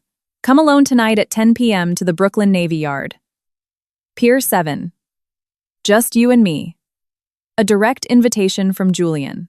It was an obvious trap, but it could also be an opportunity. George vehemently opposed it. It's too dangerous. You cannot go. After thinking long and hard, I finally said, Get ready. I'll go. But not alone. Deploy men around the perimeter. I need to face this so-called uncle of mine and find out what he really wants. Night fell, and the city lights flickered to life. I looked out the window, my heart full of tension and determination. Perhaps tonight I could put an end to this hateful feud, but I didn't know that the meeting at the Navy Yard would reveal an even more staggering secret and completely change my perception of everything. At 9:40 p.m., from the top floor of the Prescott Group building, I gazed at the distant, faint lights of the Brooklyn Navy Yard. George stood behind me, trying to convince me one last time. Miss Prescott, it's too risky. We can ask the NYPD or the FBI to set up an operation. You don't have to go in person. I shook my head. Julian called for me. If he finds out law enforcement is involved, he won't say a word. I have to go. At least allow me to go in with you, George insisted. He said come alone. I turned to look at him. Instead, deploy men outside and move in if there's any sign of trouble. George, realizing he couldn't persuade me, nodded. We've already positioned 12 security operators around the pier. We've also deployed a sniper, and will be monitoring with drones. If we detect any sign of danger, we will intervene immediately. I put on a bulletproof vest and, over it, a black trench coat. In the mirror, my face was pale, but my gaze was resolute. Tonight, the man I was facing wasn't just a corporate competitor, but my own uncle, driven by a blood feud. As the car headed to the Navy Yard, I couldn't stop turning Julian's intentions over in my mind. Why did he want to see me alone? Negotiation or revenge? My phone rang. It was my father. I hesitated for a moment, then answered. Beatrice, I know you're going to see him. My father's voice was heavy. I have to tell you something about Julian. About your uncle's past. I gripped the phone tightly. Tell me. In the past, the reason I threw him out wasn't just because of corporate betrayal, my father said with difficulty. It was because he did something unforgivable to your mother. My heart plummeted. Something unforgivable. My father remained silent for a long time before finally saying, he tried to assault your mother. That was the last straw. The news hit my heart like a sledgehammer. I thought it had only been a business betrayal, but behind it lay such a sordid history. Why? Why are you telling me this now? My voice trembled. I didn't want you carrying this burden, my father sighed. But now you have to know the truth. Julian hates me, and he hates you too, because you are the fruit of our love. Be careful, Beatrice. He is a man capable of anything. After hanging up, it took me a long time to recover my composure. Julian's image had completely crumbled in my mind. From a corporate traitor, he had devolved into a morally depraved criminal. I arrived at the Navy Yard, stepped out of the car, and took a deep breath of the salty ocean air. Then I walked alone toward the agreed spot. Warehouse 7. The warehouse door was ajar, a dim light spilling from within. I pushed the door open and stepped inside. Julian was standing in the center, his back to me. "You came, niece." He didn't turn around. Braver than I thought. "What do you have to say?" "Say it quickly." I kept my distance, gripping the pepper spray in my pocket. He turned slowly. A strange smile twisted his face. "First, congratulations on winning the bid today. A magnificent counterattack. Thank you. Now explain why you called me here." He took a few steps toward me, and I stepped back, on high alert. "I wanted to tell you a story. A story about two brothers and a woman." "I've already heard that story," I said coldly. "The story of how you betrayed your brother and even tried to assault your sister-in-law." Julian's smile froze, then turned ferocious. "Is that what Ferdinand told you?" Typical distortion of the facts. He suddenly became agitated. "I loved Claire first. I waited for her for 3 years. Before your father bought her with his money and his power." I remained silent, letting him speak. The business differences were just an excuse. His voice rose. "The real reason was that I couldn't bear to see them happy every single day. I couldn't bear that Ferdinand had everything and I had nothing. So you betrayed the family, stole secrets, and even my mother." I couldn't finish the sentence. Julian smiled disdainfully. "That night, Claire came to me of her own free will. She said she regretted choosing Ferdinand. She said she actually loved me." "You don't know anything. Lie." I couldn't help but rebut. "My mother never loved you." His gaze shifted, filling with hatred. "How do you know? Because your father told you so? Ferdinand is the eternal saint, and I am the demon." "No." He suddenly controlled his emotions, regaining his calm. "But none of that matters anymore. I called you here tonight to put an end to all this." He pulled out a dossier. "This is a share transfer agreement. Transfer the 20% of Prescott Group shares you hold to me. In exchange, I promise I will never bother you or your parents again." I almost laughed. "You're insane. How could I accept a proposal like that?" "If you don't accept," he said slowly, "tomorrow the entire press will receive more material about your mother, including her suicide attempts and photos of her nervous breakdowns." I felt my blood run cold. "You wouldn't dare." "Oh, of course I dare." He smirked. "I also have the love letters she wrote to me. Granted, she wrote them when she was mentally unstable. But do you think the public will interpret it that way?" I trembled with rage and impotence. This man had completely lost his humanity. Suddenly, there was a small noise from the second floor of the warehouse. Julian went on alert instantly. "You brought people." "No," I lied smoothly, "but it's possible they followed you." His gaze wavered. Then he laughed. "Better. The bigger the audience, the more fun." He clapped his hands, and the side door of the warehouse opened. They dragged 2 people in. It was Alaric and Lucy. They were tied up and gagged, sheer terror painted on their faces. I looked at Julian in shock. "What is the meaning of this?" "Taking out the trash," he said coldly. "These pawns are no longer useful. In fact, they could turn into witnesses. How about I take care of them for you?" Alaric was shaking his head desperately, pleading with his eyes. Lucy was already a sea of tears. I realized Julian was truly insane. He intended to end everything right here. "You won't be able to escape." I tried to keep my calm. "This place is surrounded by my people." "Oh, I know," he admitted unexpectedly. "But I have my people too." He checked his watch. "And it's just about time." Suddenly, the sounds of a struggle and several gunshots echoed outside the warehouse. My heart sank. Julian had prepared for this. His people were engaging mine.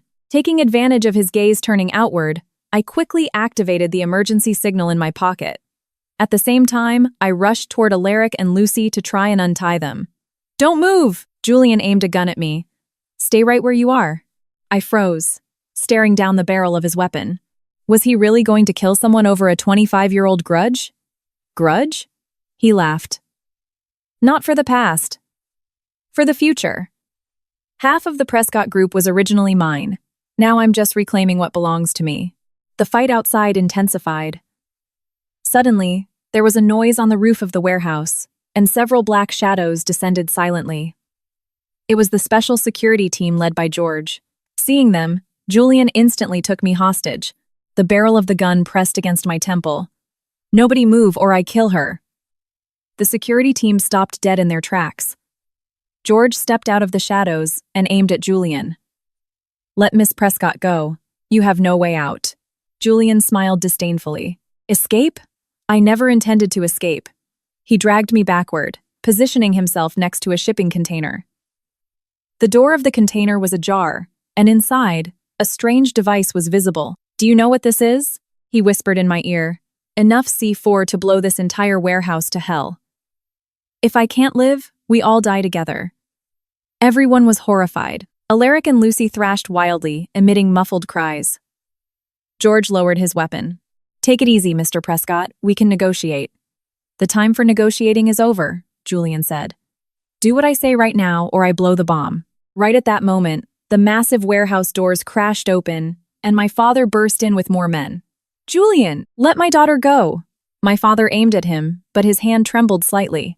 Seeing my father, a mix of emotions crossed Julian's eyes. Ferdinand, you finally arrived. Just in time. The whole family reunited. What is it that you want? My father asked coldly. Money. Shares. I can give it to you. It's too late. Julian shook his head. What I want now isn't money. It's an ending. He looked around. Everyone drop your weapons and back away. I'm going to count to 3. My father signaled for everyone to obey. Weapons clattered to the floor, and the men backed up. Julian kept dragging me toward the container. I saw that the detonator he held had a safety pin. It had to be pulled out to be activated. The window of opportunity would last only a split second. When he yelled, 2, I elbowed him hard in the stomach, ducked, spun around, and snatched the gun from his hand. It was a self-defense technique I had learned in college. I never thought I'd actually use it. Julian, in pain, dropped the weapon, and I quickly rolled away from him. George and the security team lunged forward to subdue him, but Julian, just before falling, pulled the pin from the detonator. Die with me! He laughed like a maniac. My father ran toward me. Beatrice, get back! An explosion sounded, but it was a small detonation in a corner of the warehouse, not the container. Clearly a distraction. The real danger came from above. A warehouse crane suddenly malfunctioned, and a massive steel beam came crashing down toward us. My father shoved me out of the way, and the beam grazed him as he fell to the concrete floor. Dad! I screamed, running to him. George and the bodyguards, while restraining Julian, covered us for evacuation. Alaric and Lucy took advantage of the confusion to break free and ran like madmen toward the exit. In the midst of the chaos, I saw Julian break free of the guards and charge toward my injured father. Ferdinand! The day has finally come. He raised an iron pipe. Without hesitating, I fired not at Julian, but at the suspended cargo net above his head. A heavy crate plummeted, striking his arm with precision. The iron pipe clattered to the ground, and Julian screamed. The bodyguards took the opportunity to completely subdue him. I knelt beside my father. His forehead was bleeding, but he was conscious. Beatrice, are you okay? I'm fine, Dad. Don't speak. The ambulance will be here soon, I said, applying pressure to his wound. My hands were shaking violently. My father took my hand. I have to tell you something. Julian. Suddenly his eyes hardened, and he looked behind me. I turned. Julian had broken free once more and was charging at us with the iron pipe. Die, Ferdinand! He screamed like a madman. Bang! A gunshot rang out. Julian stopped dead in his tracks. The iron pipe fell to the ground. A red stain spread across his chest. He collapsed slowly. It was George who fired. His face was pale, but his hand did not tremble. The warehouse fell suddenly silent. Only distant sirens could be heard, growing closer. I hugged my father. The tears finally broke. Hold on, Dad. Hold on. My father smiled weakly. You did very well, Beatrice. You were braver than me. Paramedics and the NYPD arrived. They took my father away on a stretcher. They took Julian, too. George's bullet had missed vitals, hitting him in the shoulder. Before getting into the ambulance, my father squeezed my hand tightly. Beatrice, I leave the Prescott Group in your hands, I nodded through tears. I'll protect it, Dad, until you return. After they took my father away, I stood amidst the rubble. An unprecedented exhaustion and weight overwhelmed me. George approached. Miss Prescott, they've arrested Alaric Garrison and Lucy Henderson. They ran into the police while trying to flee. I nodded, watching them load Julian into a police cruiser. His eyes were empty, as if he had lost all his vitality. What kind of sentence will he get with the accumulation of charges? Probably life in a federal penitentiary, George replied. Furthermore, the FBI found more evidence at his residence, including complete records of the stolen Prescott Group secrets. As the police cars drove away, Laura arrived at the scene. Seeing the ruined warehouse, she was in shock and hugged me. Oh my God, B, are you okay? I managed a weak smile. I'm okay. I need a favor. Anything. Can you try to minimize the press coverage regarding my mother? She's suffered enough, I asked. Laura nodded seriously. I'll do everything I can.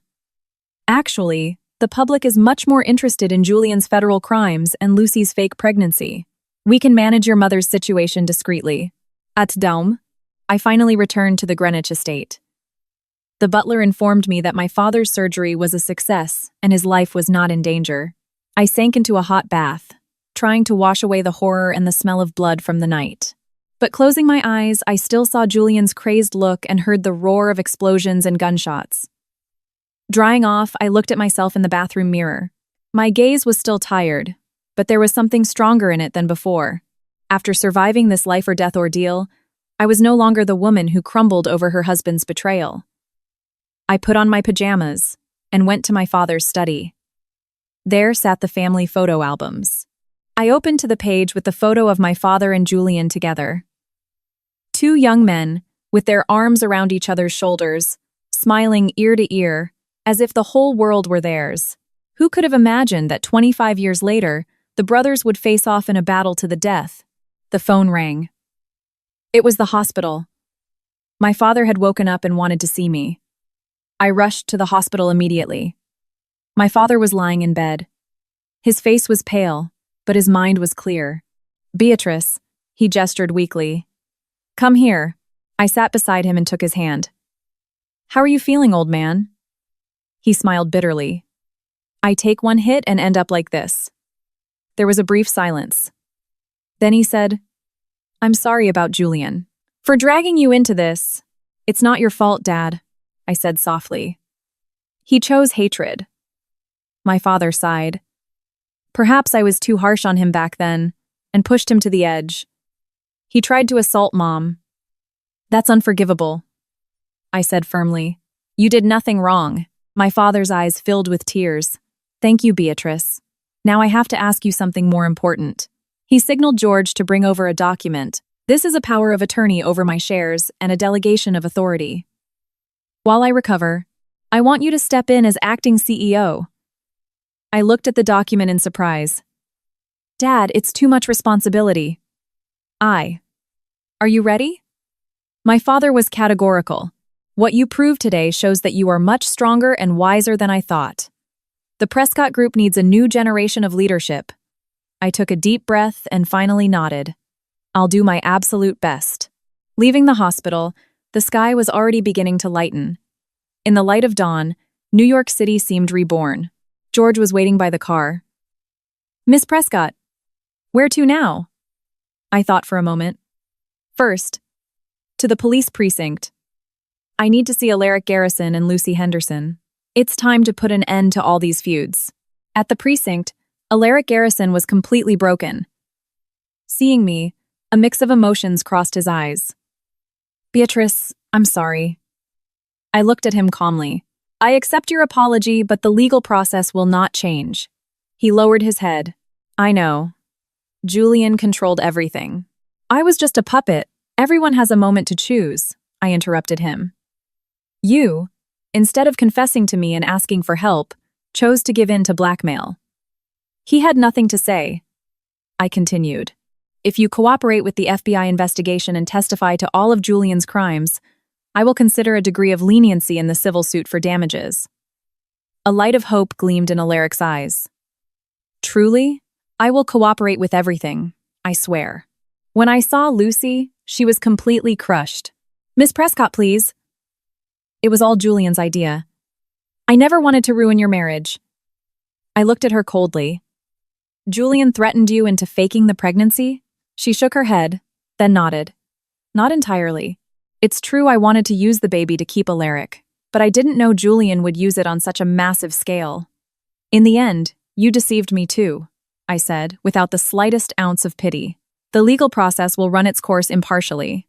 If you have proof of Julian's crimes, present it to seek a lighter sentence. She cried inconsolably.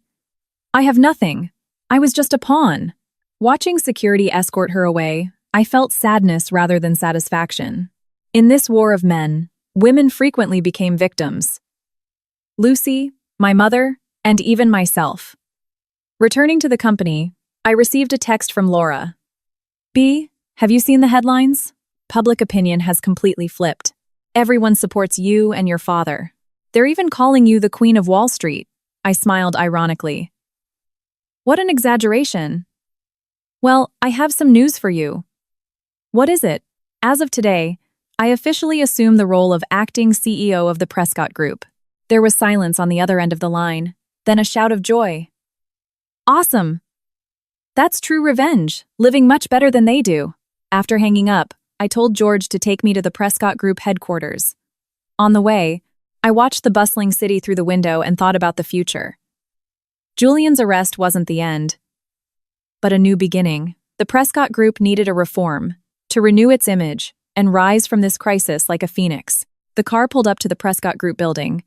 I stepped out and looked up at the imposing glass facade. This corporate empire that my father had built from nothing was now temporarily in my hands.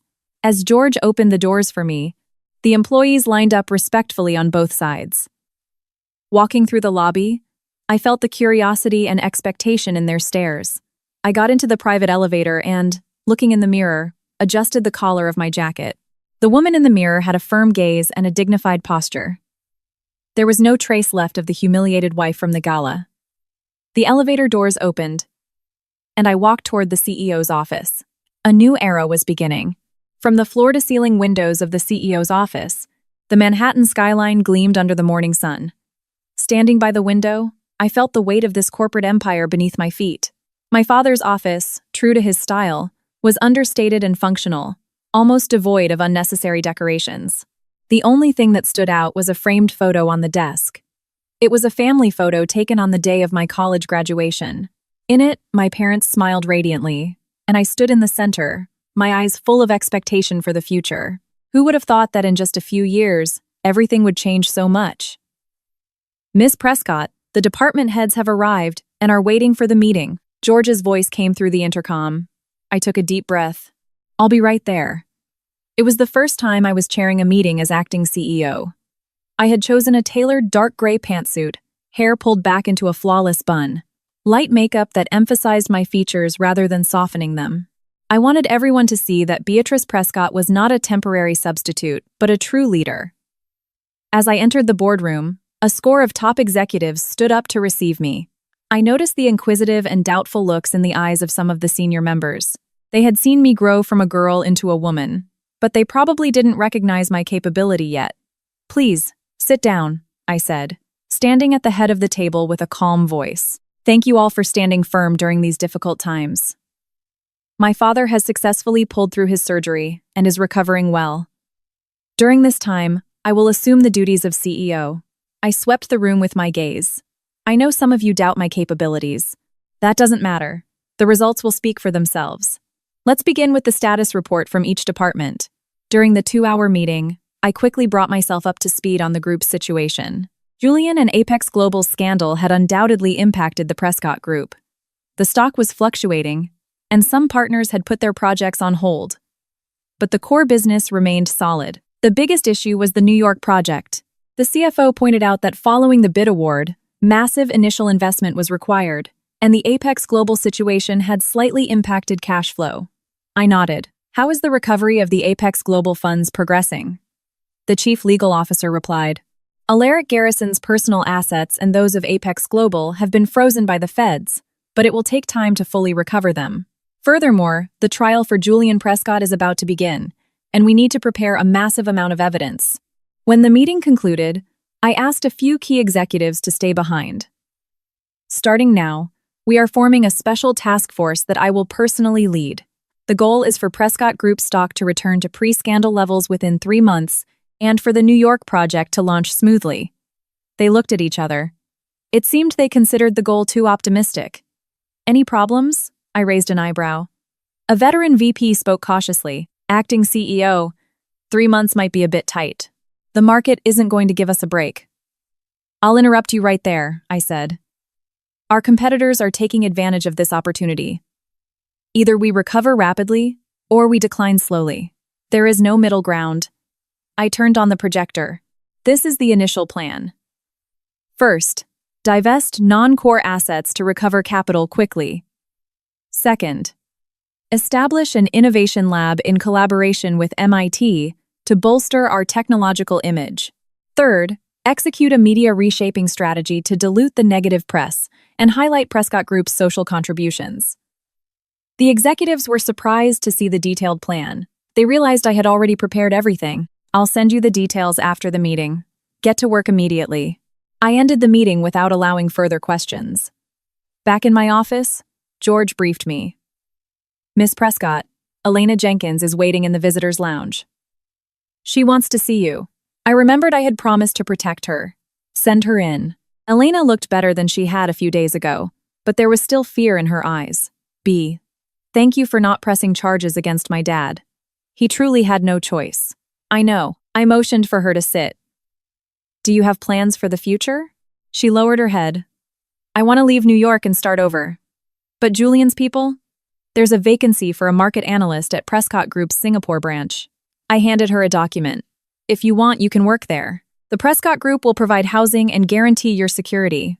Elena's eyes immediately reddened. Why?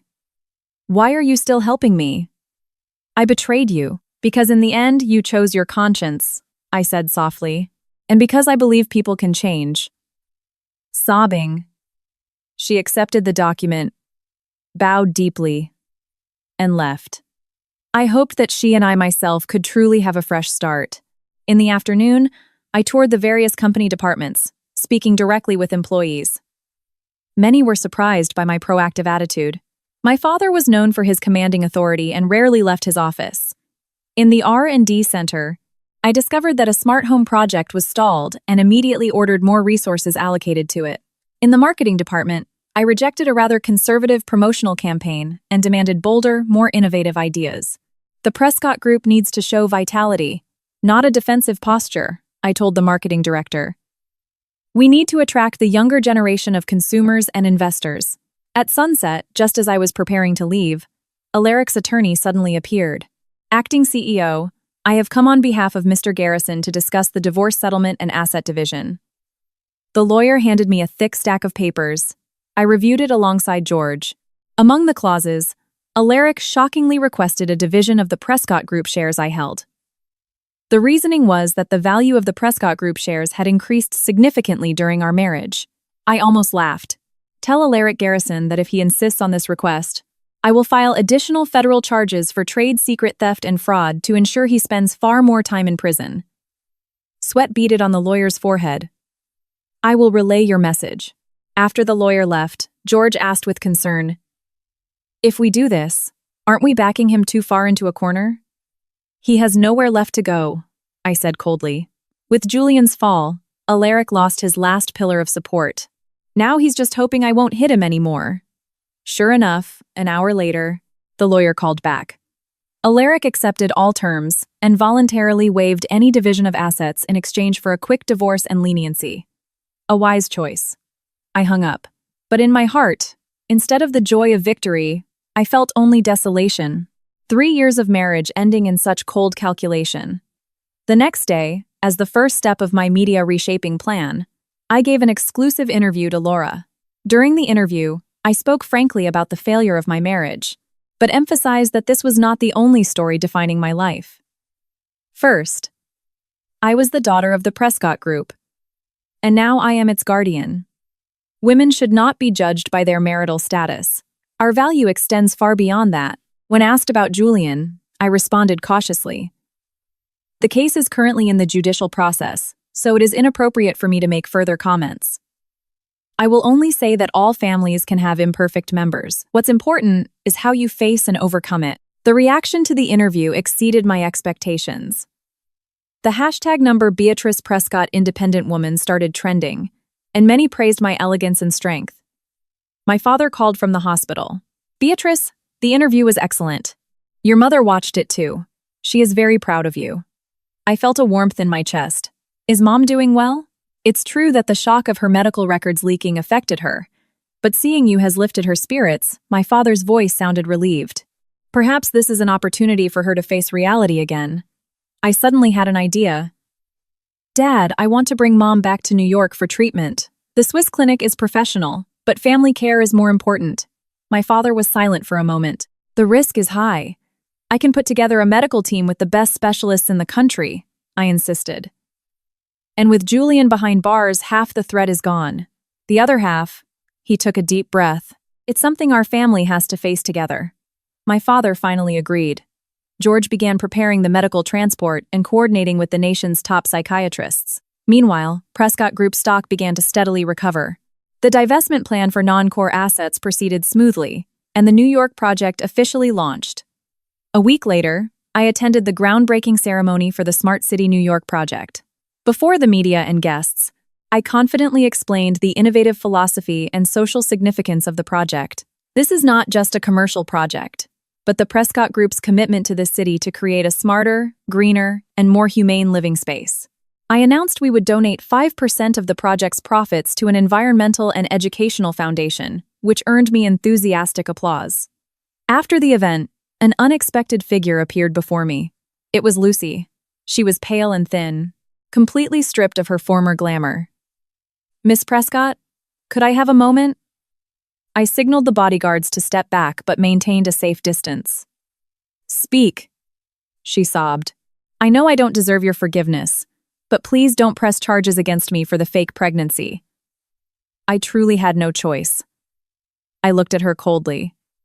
Julian threatened you into faking it? She shook her head, then nodded. Not entirely. It's true I wanted to use the baby to keep Alaric, but I didn't know Julian would use it in such a massive way. In the end, you deceived me too, I said, lacking any sympathy. The legal process will take its course impartially. If you have evidence of Julian's crimes, present it to seek a lighter sentence. She cried inconsolably. I have nothing. I was just a pawn. Watching security escort her away, I felt sadness rather than satisfaction. In this war of men, women often became casualties. Lucy, my mother, and even myself. Returning to the company, I found a strange envelope on my desk. George, nervous, wanted to inspect it, but I stopped him with a gesture. Inside was an old photograph, my father Julian, and an unknown woman together. On the back were written the words, "Do you know why your father truly threw me out?" I stared at the unknown woman in the photo. She stood between the two brothers, smiling sweetly, and she bore a certain resemblance to me. A sinister premonition washed over me. I called my father immediately. Dad, who is the woman in the photo? There was a long silence on the line. My father finally sighed. It's Irene, your mother's sister. Your aunt. I was frozen. I had never heard that my parents had a sister. What happened to my aunt? And what does she have to do with Julian? My father's voice sounded pained. Julian and she were in love, but she committed suicide because of her depression. Julian always thought I drove her away. And the truth is, my father couldn't continue, but I sensed there was another tragic story hidden there. After hanging up, I stared at my aunt's sweet smile in the photo. Another forgotten woman, another family secret. That night, I stayed alone in the office, reviewing the Prescott Group's organizational chart. This empire, which my father had built from nothing, was now in my hands. It wasn't just a commercial entity, but the vessel for the dreams and wounds of 3 generations. A news notification popped up on my computer. Julian Prescott case. Trial begins tomorrow. I took a deep breath. I sensed another storm was brewing. George walked in to remind me to rest. I asked him, "Mr. Sanders, do you think I can lead the Prescott Group toward a better future?" He replied sincerely. "Miss Prescott, you've already proven you can. Not just with your capability, but with your character. The way you treated Elena Jenkins, and even Lucy Henderson. I've seen true leadership in you." I smiled. "Thank you. But the real test begins now." As I left the office, I took one last look at the city night. How many stories and secrets hid behind those bright lights? My phone rang. It was the hospital. "Miss Prescott, your mother has arrived safely. Would you like to see her alone first?" I felt a lump in my throat. "I'll be right there." Driving to the hospital. My mind was full of thoughts. How was my mother? What would she say to me? Could we, mother and daughter, rebuild the bond that time and illness had eroded? I arrived at the private suite and opened the door quietly. My mother was sitting by the window. Her profile, under the moonlight, looked serene and fragile. She turned and looked at me. In her eyes, instead of the confusion of the past, there was a clear, soft light. "Beatrice, you came." I felt my eyes well up. "Mom, are you okay?" She motioned for me to sit beside her and gently stroked my face. "You've grown so much stronger than I thought. I'm sorry for not being by your side as I should have been all these years." "It's not your fault, Mom. I know. Listen to me." My mother's tone was firm. "About Julian, your father only told you part of the truth. There are things you must know now." She looked out the window and began to tell another version of the story. A story of 2 brothers and a woman. But that woman wasn't Claire. It was Irene. Irene was my sister, and Julian's first love. But in reality, the one she was in love with was your father. She only chose Julian for the sake of family harmony. My mother's eyes filled with tears. Your father rejected her, and from that shock, she made that drastic decision. I held my breath. I never imagined the truth was so complicated. Julian thought your father caused Irene's death, and that was where the seed of hatred germinated. My mother took my hand. The rest of the story you already know. I returned the gesture, feeling the weight of the years. The choice of one woman had pitted 2 brothers against each other, and another woman had become the victim of that hatred. "Mom, why are you telling me this?" "Because hatred only breeds more hatred." My mother looked at me intently. "Julian took it to an extreme. But we all bear some responsibility. I want you to lead the Prescott Group toward a different future. A future built not on competition and conquest, but on understanding and inclusion." That night, I stayed by my mother's side until she fell asleep. Seeing her face sleeping peacefully, I felt as if I had recovered a lost part of myself. Leaving the hospital, the sky was full of stars. I looked up and suddenly understood. The true rebirth of an empire didn't consist of stock recovery or the success of a project, but of breaking free from the chains of the past and creating new possibilities. My phone rang. It was my father.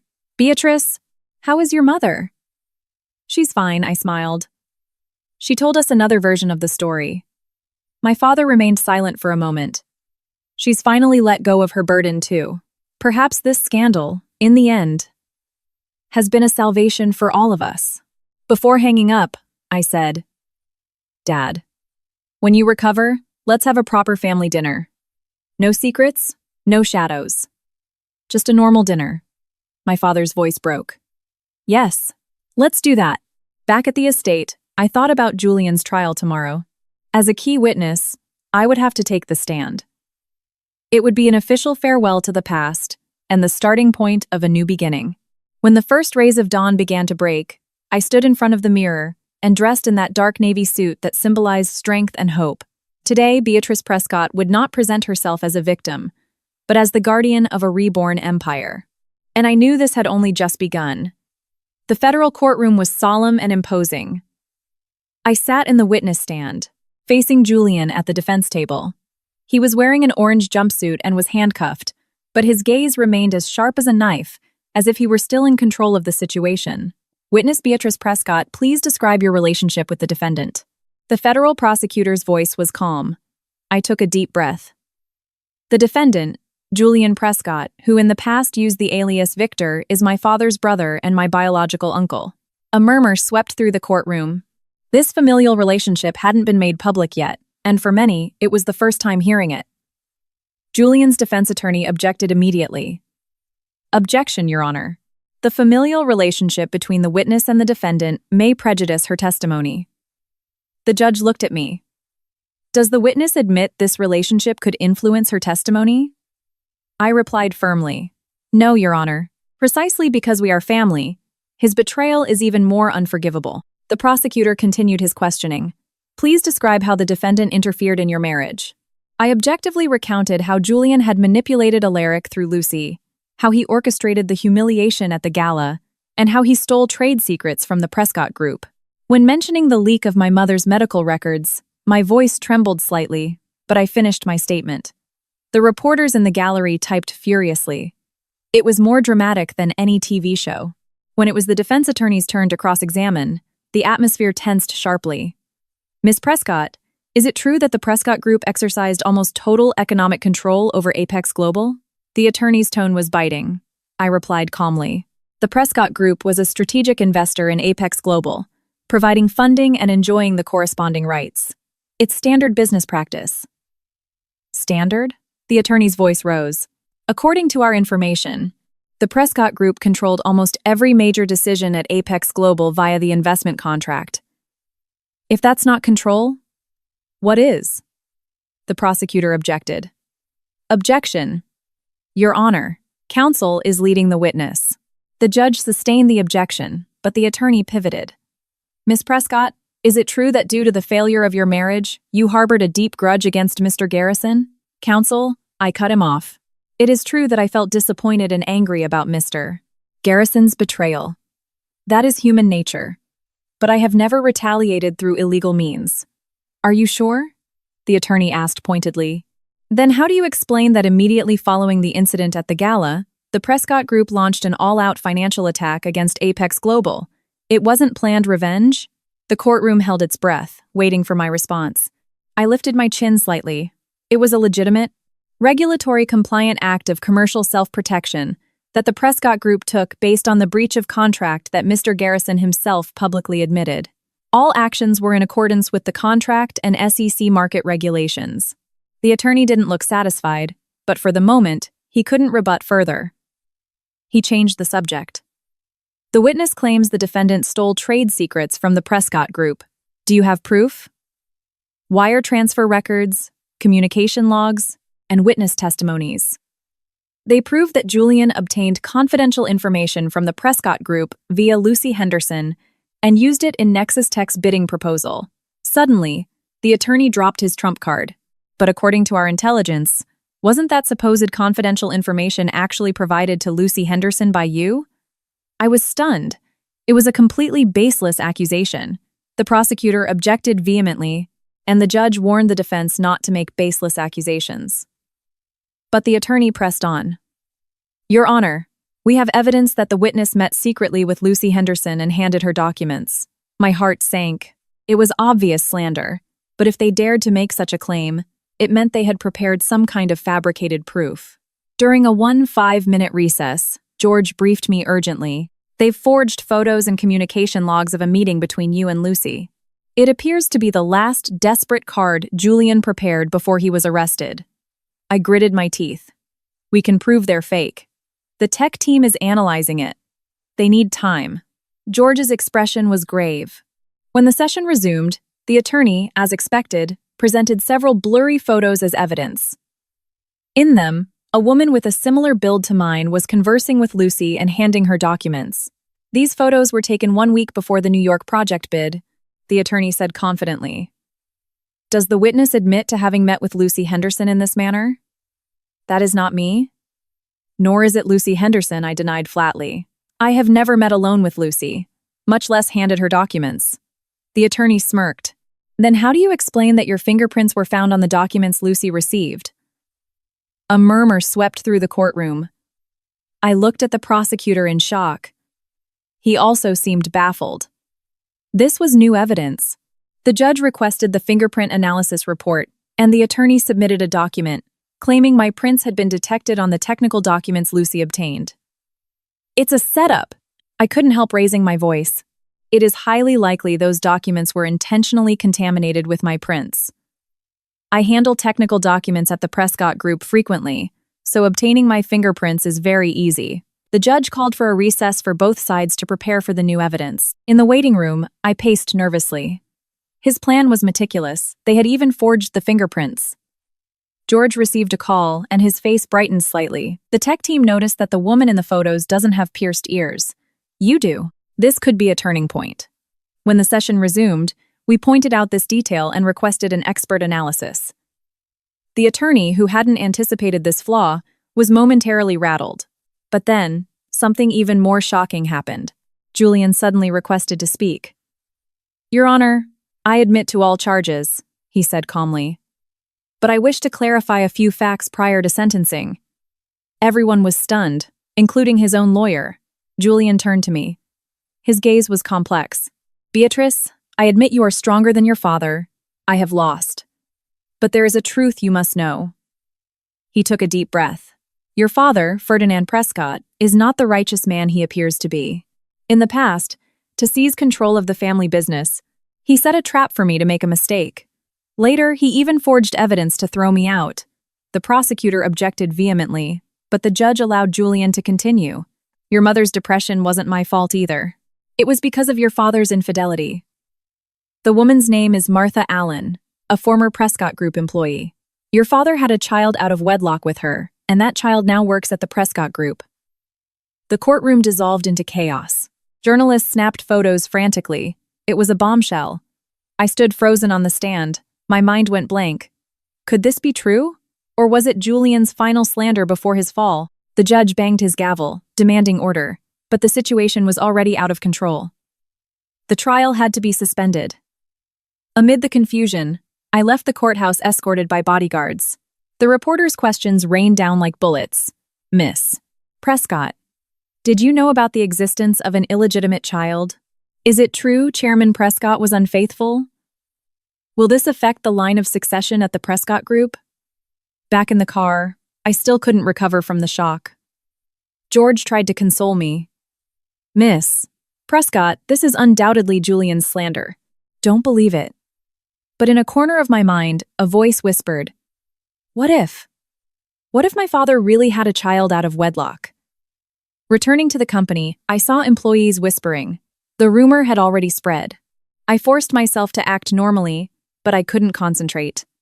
In the afternoon, my father called from the hospital. Beatrice, I saw the news. It's all a lie. Do you believe me? I remained silent for a moment, then asked softly, Dad, does a woman named Martha Allen really exist? The other end of the line went silent. That silence hurt more than any answer. She existed, my father finally admitted. But it's not how Julian tells it. It was a mistake from a long time ago, and it ended. There is no illegitimate child. I closed my eyes. I felt dizzy. So, part of what Julian said was true. Beatrice. Everyone makes mistakes. My father's voice sounded pained. My biggest mistake was not handling it cleanly and giving Julian a weapon to use against me. Does Mom know? I asked with a trembling voice. No. And I hope she never does, my father sighed. With her condition, she couldn't handle a shock like that. After hanging up, I sat alone in the office for a long time. My father's image was fracturing in my mind. The hero I had always admired actually possessed the flaws of an ordinary human being. At sunset, I received a call from an unknown number. I hesitated, then answered. Miss Beatrice Prescott, I am Martha Allen. A soft woman's voice came through. I am so sorry you had to find out about my existence this way. But please believe me, I never had the intention of harming your family. I didn't know what to say, so I just listened. Mr. Julian Prescott found me and threatened me to cooperate with his plan. I refused. Martha's voice broke. It's true I had a relationship with your father in the past, but it ended a long time ago. There is no illegitimate child. That is a lie by Mr. Julian. Why are you calling me now? I asked. Because I didn't want you to hate your father the way you hate Mr. Julian, she said softly. Everyone makes mistakes. What's important is how they face them. Your father is a good man. It's just that. She didn't finish the sentence, but we both knew what it meant. After hanging up, my mind was even more confused. Martha Allen didn't seem like a bad person, but that only made the whole story sadder. The next day, the trial resumed. Julian, knowing his bomb had gone off, looked pleased. But I was already prepared. When the defense attorney brought up the illegitimate child again, I asked to speak. Your Honor, I request to call a new witness. Miss Martha Allen. Everyone looked at me in surprise. Julian's smug expression vanished instantly. Martha Allen appeared before the court via video conference. She appeared to be in her 50s. She was elegant and kind-looking, completely different from how I had imagined her. Miss Allen, do you know the defendant, Julian Prescott? The prosecutor asked. Yes. He found me a month ago and asked me to cooperate in slandering Chairman Prescott by saying he had an illegitimate child. I refused. Martha answered calmly. Julian jumped up, agitated. Lie. That woman had an affair with Ferdinand. Martha's eyes filled with tears. It is true that I had a brief relationship with Chairman Prescott in the past, but it was during the most difficult moment of his marriage, and it ended a long time ago. I was never pregnant, let alone had an illegitimate child. She addressed the camera as if speaking directly to me. I deeply regret the pain I have caused your family. For all these years, I have lived in silence, repentant, and I have never interfered in your lives. Please believe me, the person your father has loved most deeply has always been your mother, and you. The courtroom, shocked by this unexpected twist, fell silent. Julian was completely crushed. He yelled in the court, I've been tricked. Ferdinand is an expert at deceiving women. I have proof. But he could no longer present any credible evidence. The judge warned him that if he didn't maintain order, he would be held in contempt. Finally, after 3 days of deliberation, the federal jury found Julian guilty on all counts unanimously: industrial espionage, extortion, privacy violations, and conspiracy. When the judge delivered the sentence, Julian looked impassive, as if he had foreseen it all. Defendant Julian Prescott, given the accumulation of charges, you are sentenced to 25 years in federal prison without the possibility of parole. The gavel fell, and it was decided. A 25-year grudge had reached its end. Leaving the trial, reporters surrounded me for comments, but I only offered a few brief words. Justice has been served, but I feel no joy in victory.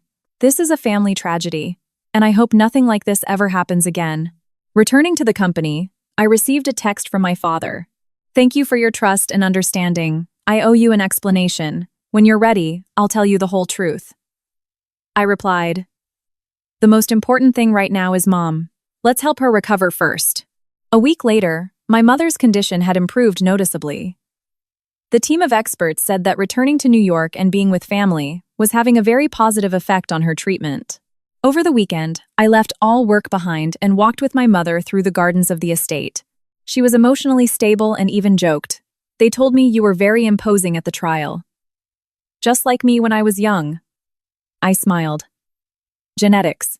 After a brief silence, my mother said softly, I knew about Martha Allen. I froze. Yes, I've known for a long time, she said calmly.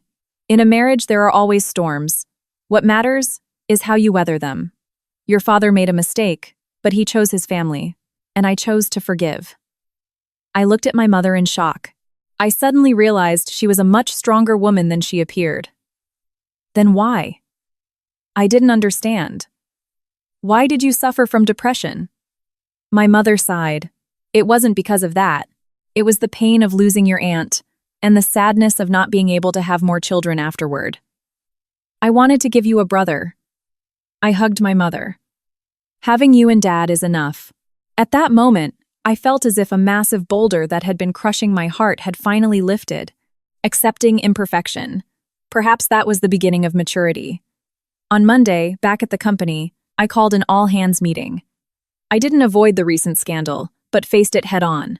In recent weeks, the Prescott Group has faced unprecedented challenges. But as you can see, We haven't collapsed. On the contrary, we've united and become stronger. I announced a new corporate vision. Going forward, the Prescott Group will not only focus on commercial success, but will place greater importance on business ethics and corporate social responsibility. We will establish an ethics committee to oversee all business operations. We will promote employee well-being and diversity, and we will increase our investment in charitable initiatives. The employees applauded enthusiastically. I saw hope reignite in many eyes. After the meeting, George gave me good news. The New York project has been selected to receive federal funding from the National Innovation Fund. The stock has already recovered to its pre-scandal level. He smiled. And Forbes wants to name you Businesswoman of the Year. I shook my head. Decline it. The Prescott Group doesn't need individual stars. We need team glory. At the end of the month, the divorce papers were finalized. Upon signing the final document, what I felt wasn't liberation, but peace. Alaric sent me a letter through his lawyer. Beatrice, I'm sorry. You deserve someone better. I wish you happiness. I burned the letter. I decided to let the past blow away in the wind. At night, I stood by the window of my office, gazing at the city lights. My phone rang. It was Laura. Exclusive! Julian attempted suicide in federal prison. Luckily, they found him in time and saved his life. My heart skipped a beat. Why? It seems he found out all his offshore accounts were frozen, and he was left with absolutely nothing, Laura sighed. Perhaps that was the ending he ultimately wanted: total ruin. After hanging up, I was lost in thought for a long time. Julian chose the path of hatred, and in the end, he was consumed by it. At that moment, a text from my father arrived. Tomorrow is your mother's birthday. Come home for dinner. Just the three of us. No secrets. I replied, yes. And Dad, thank you for continuing to protect this family. No one is perfect, but we are family. I put the phone down and took one last look at the city lights. Behind every light is a story where light and shadow coexist. And I knew the story of the Prescott Group had just turned a new page. A new beginning awaited in the morning sun. On the day of my mother's birthday, I deliberately left work early and stopped by the florist to pick up the lilies I had ordered. They were her favorite flowers. While wrapping the bouquet, the florist told me, CEO Prescott, I saw on the news that Prescott Group stock hit a new all-time high. Congratulations. I thanked her with a smile, but my heart was a whirlwind of emotions. People only see the commercial success without knowing the storm behind it. Returning to the estate, to my surprise, my father was in the kitchen preparing dinner under the supervision of the private chef. This was truly unprecedented. Dad, what are you doing? I was shocked to see him in an apron. My father, somewhat embarrassed, said, Your mother told me she was craving the pan-seared halibut I used to make when we were young. I haven't cooked in decades, so I need the chef's guidance. A warm sensation spread through my chest. This kind of everyday affection between my parents felt more valuable than any corporate victory. When my mother came down, her eyes filled with surprise upon seeing the dining room decorations and the bouquet of lilies. You still remembered? Of course we did. My father walked over to help her sit. 35 years ago, I asked you to marry me with a bouquet of lilies just like this. Watching them, I suddenly understood the true meaning of marriage. It isn't the absence of storms, but the choice to stay together even after they pass. Dinner was warm and relaxed. We deliberately avoided all heavy topics and only talked about daily life and fond memories. My mother's mood had improved remarkably, and she even joked that my father's fish was so salty it could be preserved in brine. After dinner, we sat in the garden. My mother took my hand. Beatrice, I want to start a formal treatment program, not for myself, but for our whole family. I looked at my mother in surprise. My father's eyes were also wet. Claire. Finally. My mother smiled. I've thought a lot these past few days. I've been running away for decades. It's time to face it. Besides, I have to see my Beatrice get married and have children. I complained playfully. Mom, I just got divorced and you're already rushing me. The three of us burst out laughing. The night air was filled with a warmth I hadn't felt in a long time, but calm is always fleeting. The next day, as soon as I arrived at the office, George walked in with a grave expression. CEO. Something major has happened. He opened his tablet, which displayed a breaking news alert. Apex Global officially files for Chapter 11 bankruptcy protection. Thousands of employees at risk of losing their jobs. I took a deep breath. I expected it, but the reality was bitter. And Alaric has disappeared. No one has seen him since last night. His phone is off. George showed me security footage. The last time he was seen was on the roof of his company building. My heart sank. He couldn't have. It's unconfirmed. But Lucy has also disappeared, George added. The NYPD has already launched a search. While we spoke, my phone rang with an unknown number. I hesitated for a moment, then answered. Beatrice. It's me. It was Alaric's voice, strangely calm. Don't worry, I'm not going to kill myself. I just wanted to get away from all this noise. I remained silent for a moment, then asked, Where are you going? I don't know. I'm just leaving. He paused. I called to truly apologize. And to thank you for your leniency at the end. I sighed softly. Take care of yourself, Alaric. After hanging up, I told George to inform the police that he was fine, but that searching for him was unnecessary. Sometimes letting go is also a solution. In the afternoon, I received a special request from the New York project team. Several key engineers from the former Apex Global want to join the Prescott Group. They bring innovative technology with them, the project lead explained. We've vetted them, and they are undeniably talented. They are in a tough spot after Apex's bankruptcy. But given our history with them, we need your approval. I reviewed the technical documentation. It was certainly valuable. Interview them. If they are qualified, hire them. The Prescott Group doesn't ask about the past. We only value talent. This decision proved to be highly astute later on. Thanks to the technology those engineers brought, the New York project was completed 3 months ahead of schedule, saving hundreds of millions of dollars. A week later, my mother began her formal treatment. I adjusted my work schedule to accompany her to the hospital at least twice a week. Surprisingly, during the treatment, our relationship grew even closer. Once, after a session, my mother suddenly said, Beatrice, I'd like to get involved in company affairs again. I looked at her in surprise. My mother had been a key collaborator in my father's early days, but she stepped down due to her illness. It's not that I want to take power from you, she quickly explained. I just want to do something I'm capable of. Managing the foundation. Employee wellness. Sitting around doing nothing all day makes me feel worse. I accepted happily. My mother's return would be good for both the Prescott Group and herself. On Friday, at the executive board meeting, I announced the creation of the Prescott Group Social Contribution Foundation, naming my mother as chairwoman. At the same time, I introduced a new employee wellness plan that included mental health support and family care policies. After the meeting, a veteran VP told me in private, CEO, these policies are excellent, but they will considerably increase overhead. The shareholders will, likely. I smiled and asked him, VP, how many years have you been with our company? 25 years, he replied. Then you'll remember the Prescott Group's founding motto, the company is a family. We are just returning to our roots, I said firmly. If any shareholder has an objection, let them come see me directly. In the end, these humane policies skyrocketed employee loyalty and productivity. Prescott Group stock continued to climb steadily. A month later, I received a notice from the federal court. Julian had filed an appeal from prison. At the same time, he sent me a letter. After much hesitation, I opened it. The handwriting was surprisingly neat. Niece Beatrice, when you read this letter, you will probably despise me. I am not going to apologize or make excuses. I just want to tell you some truths. I hated your father, but my feelings toward you were complex. You have the determination of the Prescotts, but also the kindness of your mother. That day in the warehouse, you could have let me die.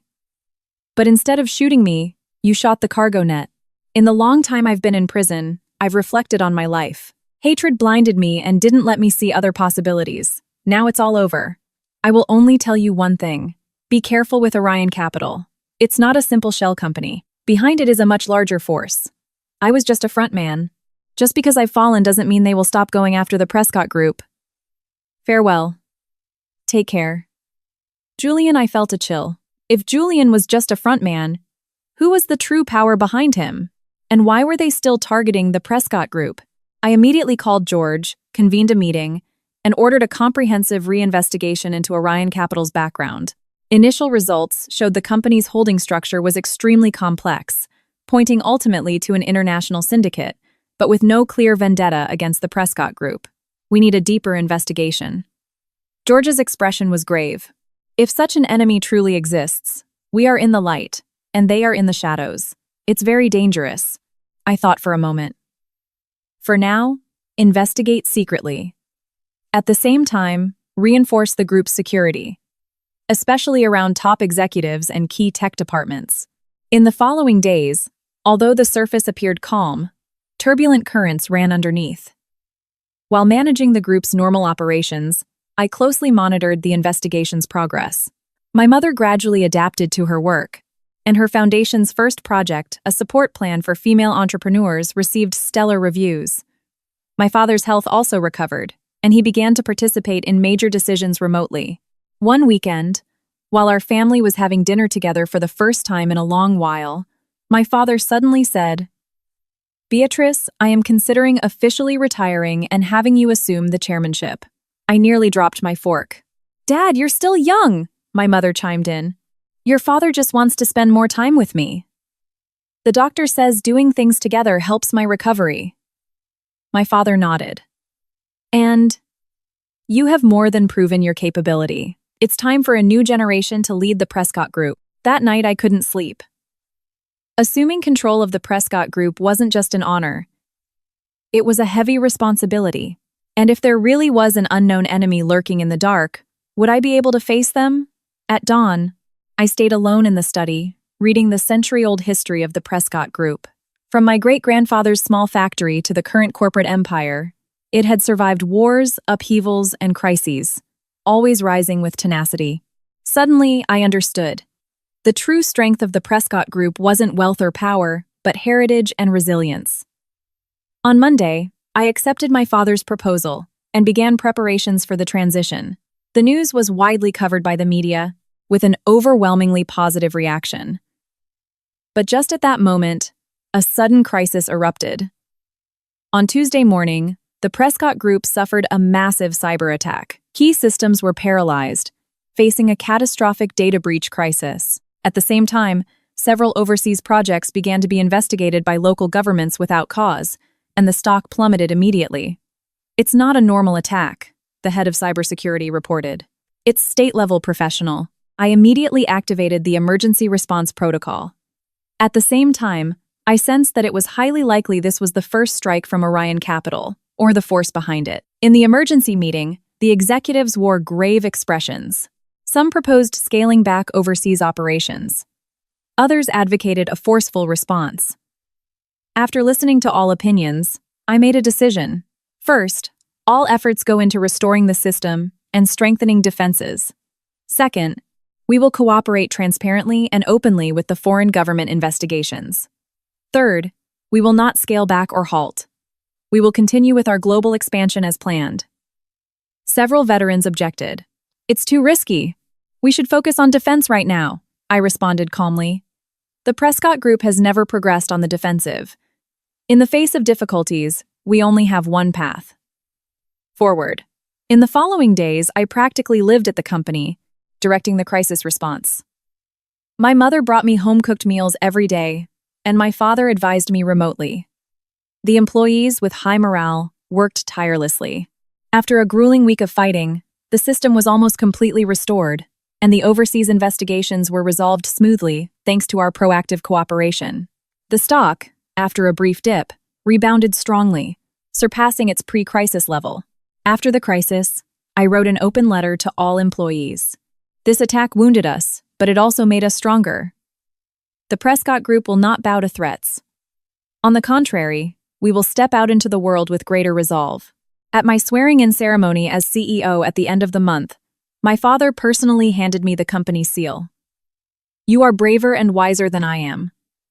Leaving the Prescott Group in your hands gives me peace of mind.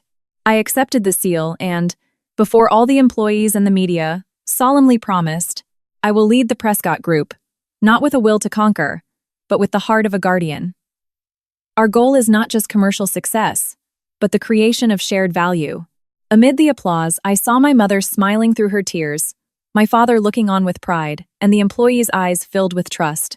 When the ceremony ended, I returned to my newly redecorated CEO's office.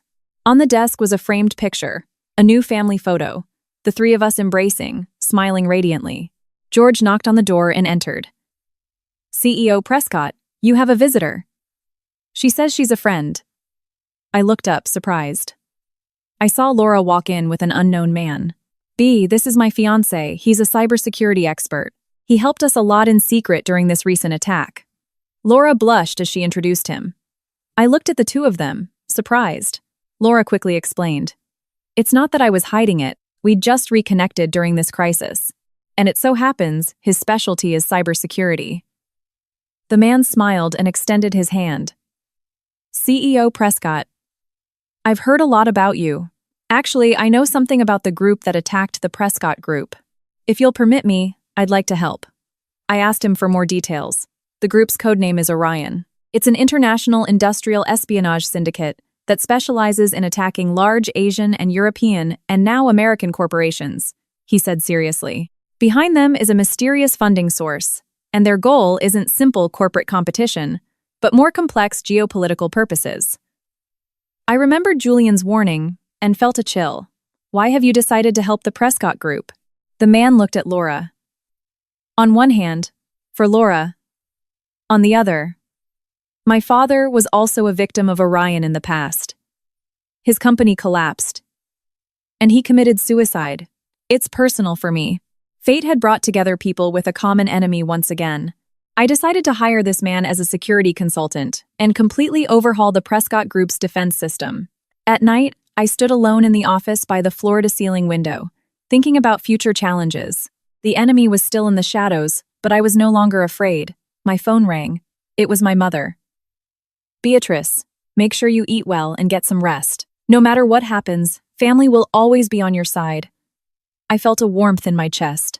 Yes, Mom. This weekend, let's go to the new art museum together. After hanging up, I took one last look at the city night. Within the bright lights, there were shadows. But there was far more light. I opened my planner. Tomorrow was full of meetings, new product launches, employee town halls, and charity project signings. At the bottom of the schedule, I added a note. Begin writing memoirs. The Empire and the Heir. Not to make myself famous, but to keep a record. To document how a young woman became a guardian, how a company inherited and innovated, and how a family, after the storm, reunited once more. Outside the window, the morning sun was rising. A new day was beginning, and I, Beatrice Prescott, CEO of the Prescott Group, was ready to face all the challenges and all the glory.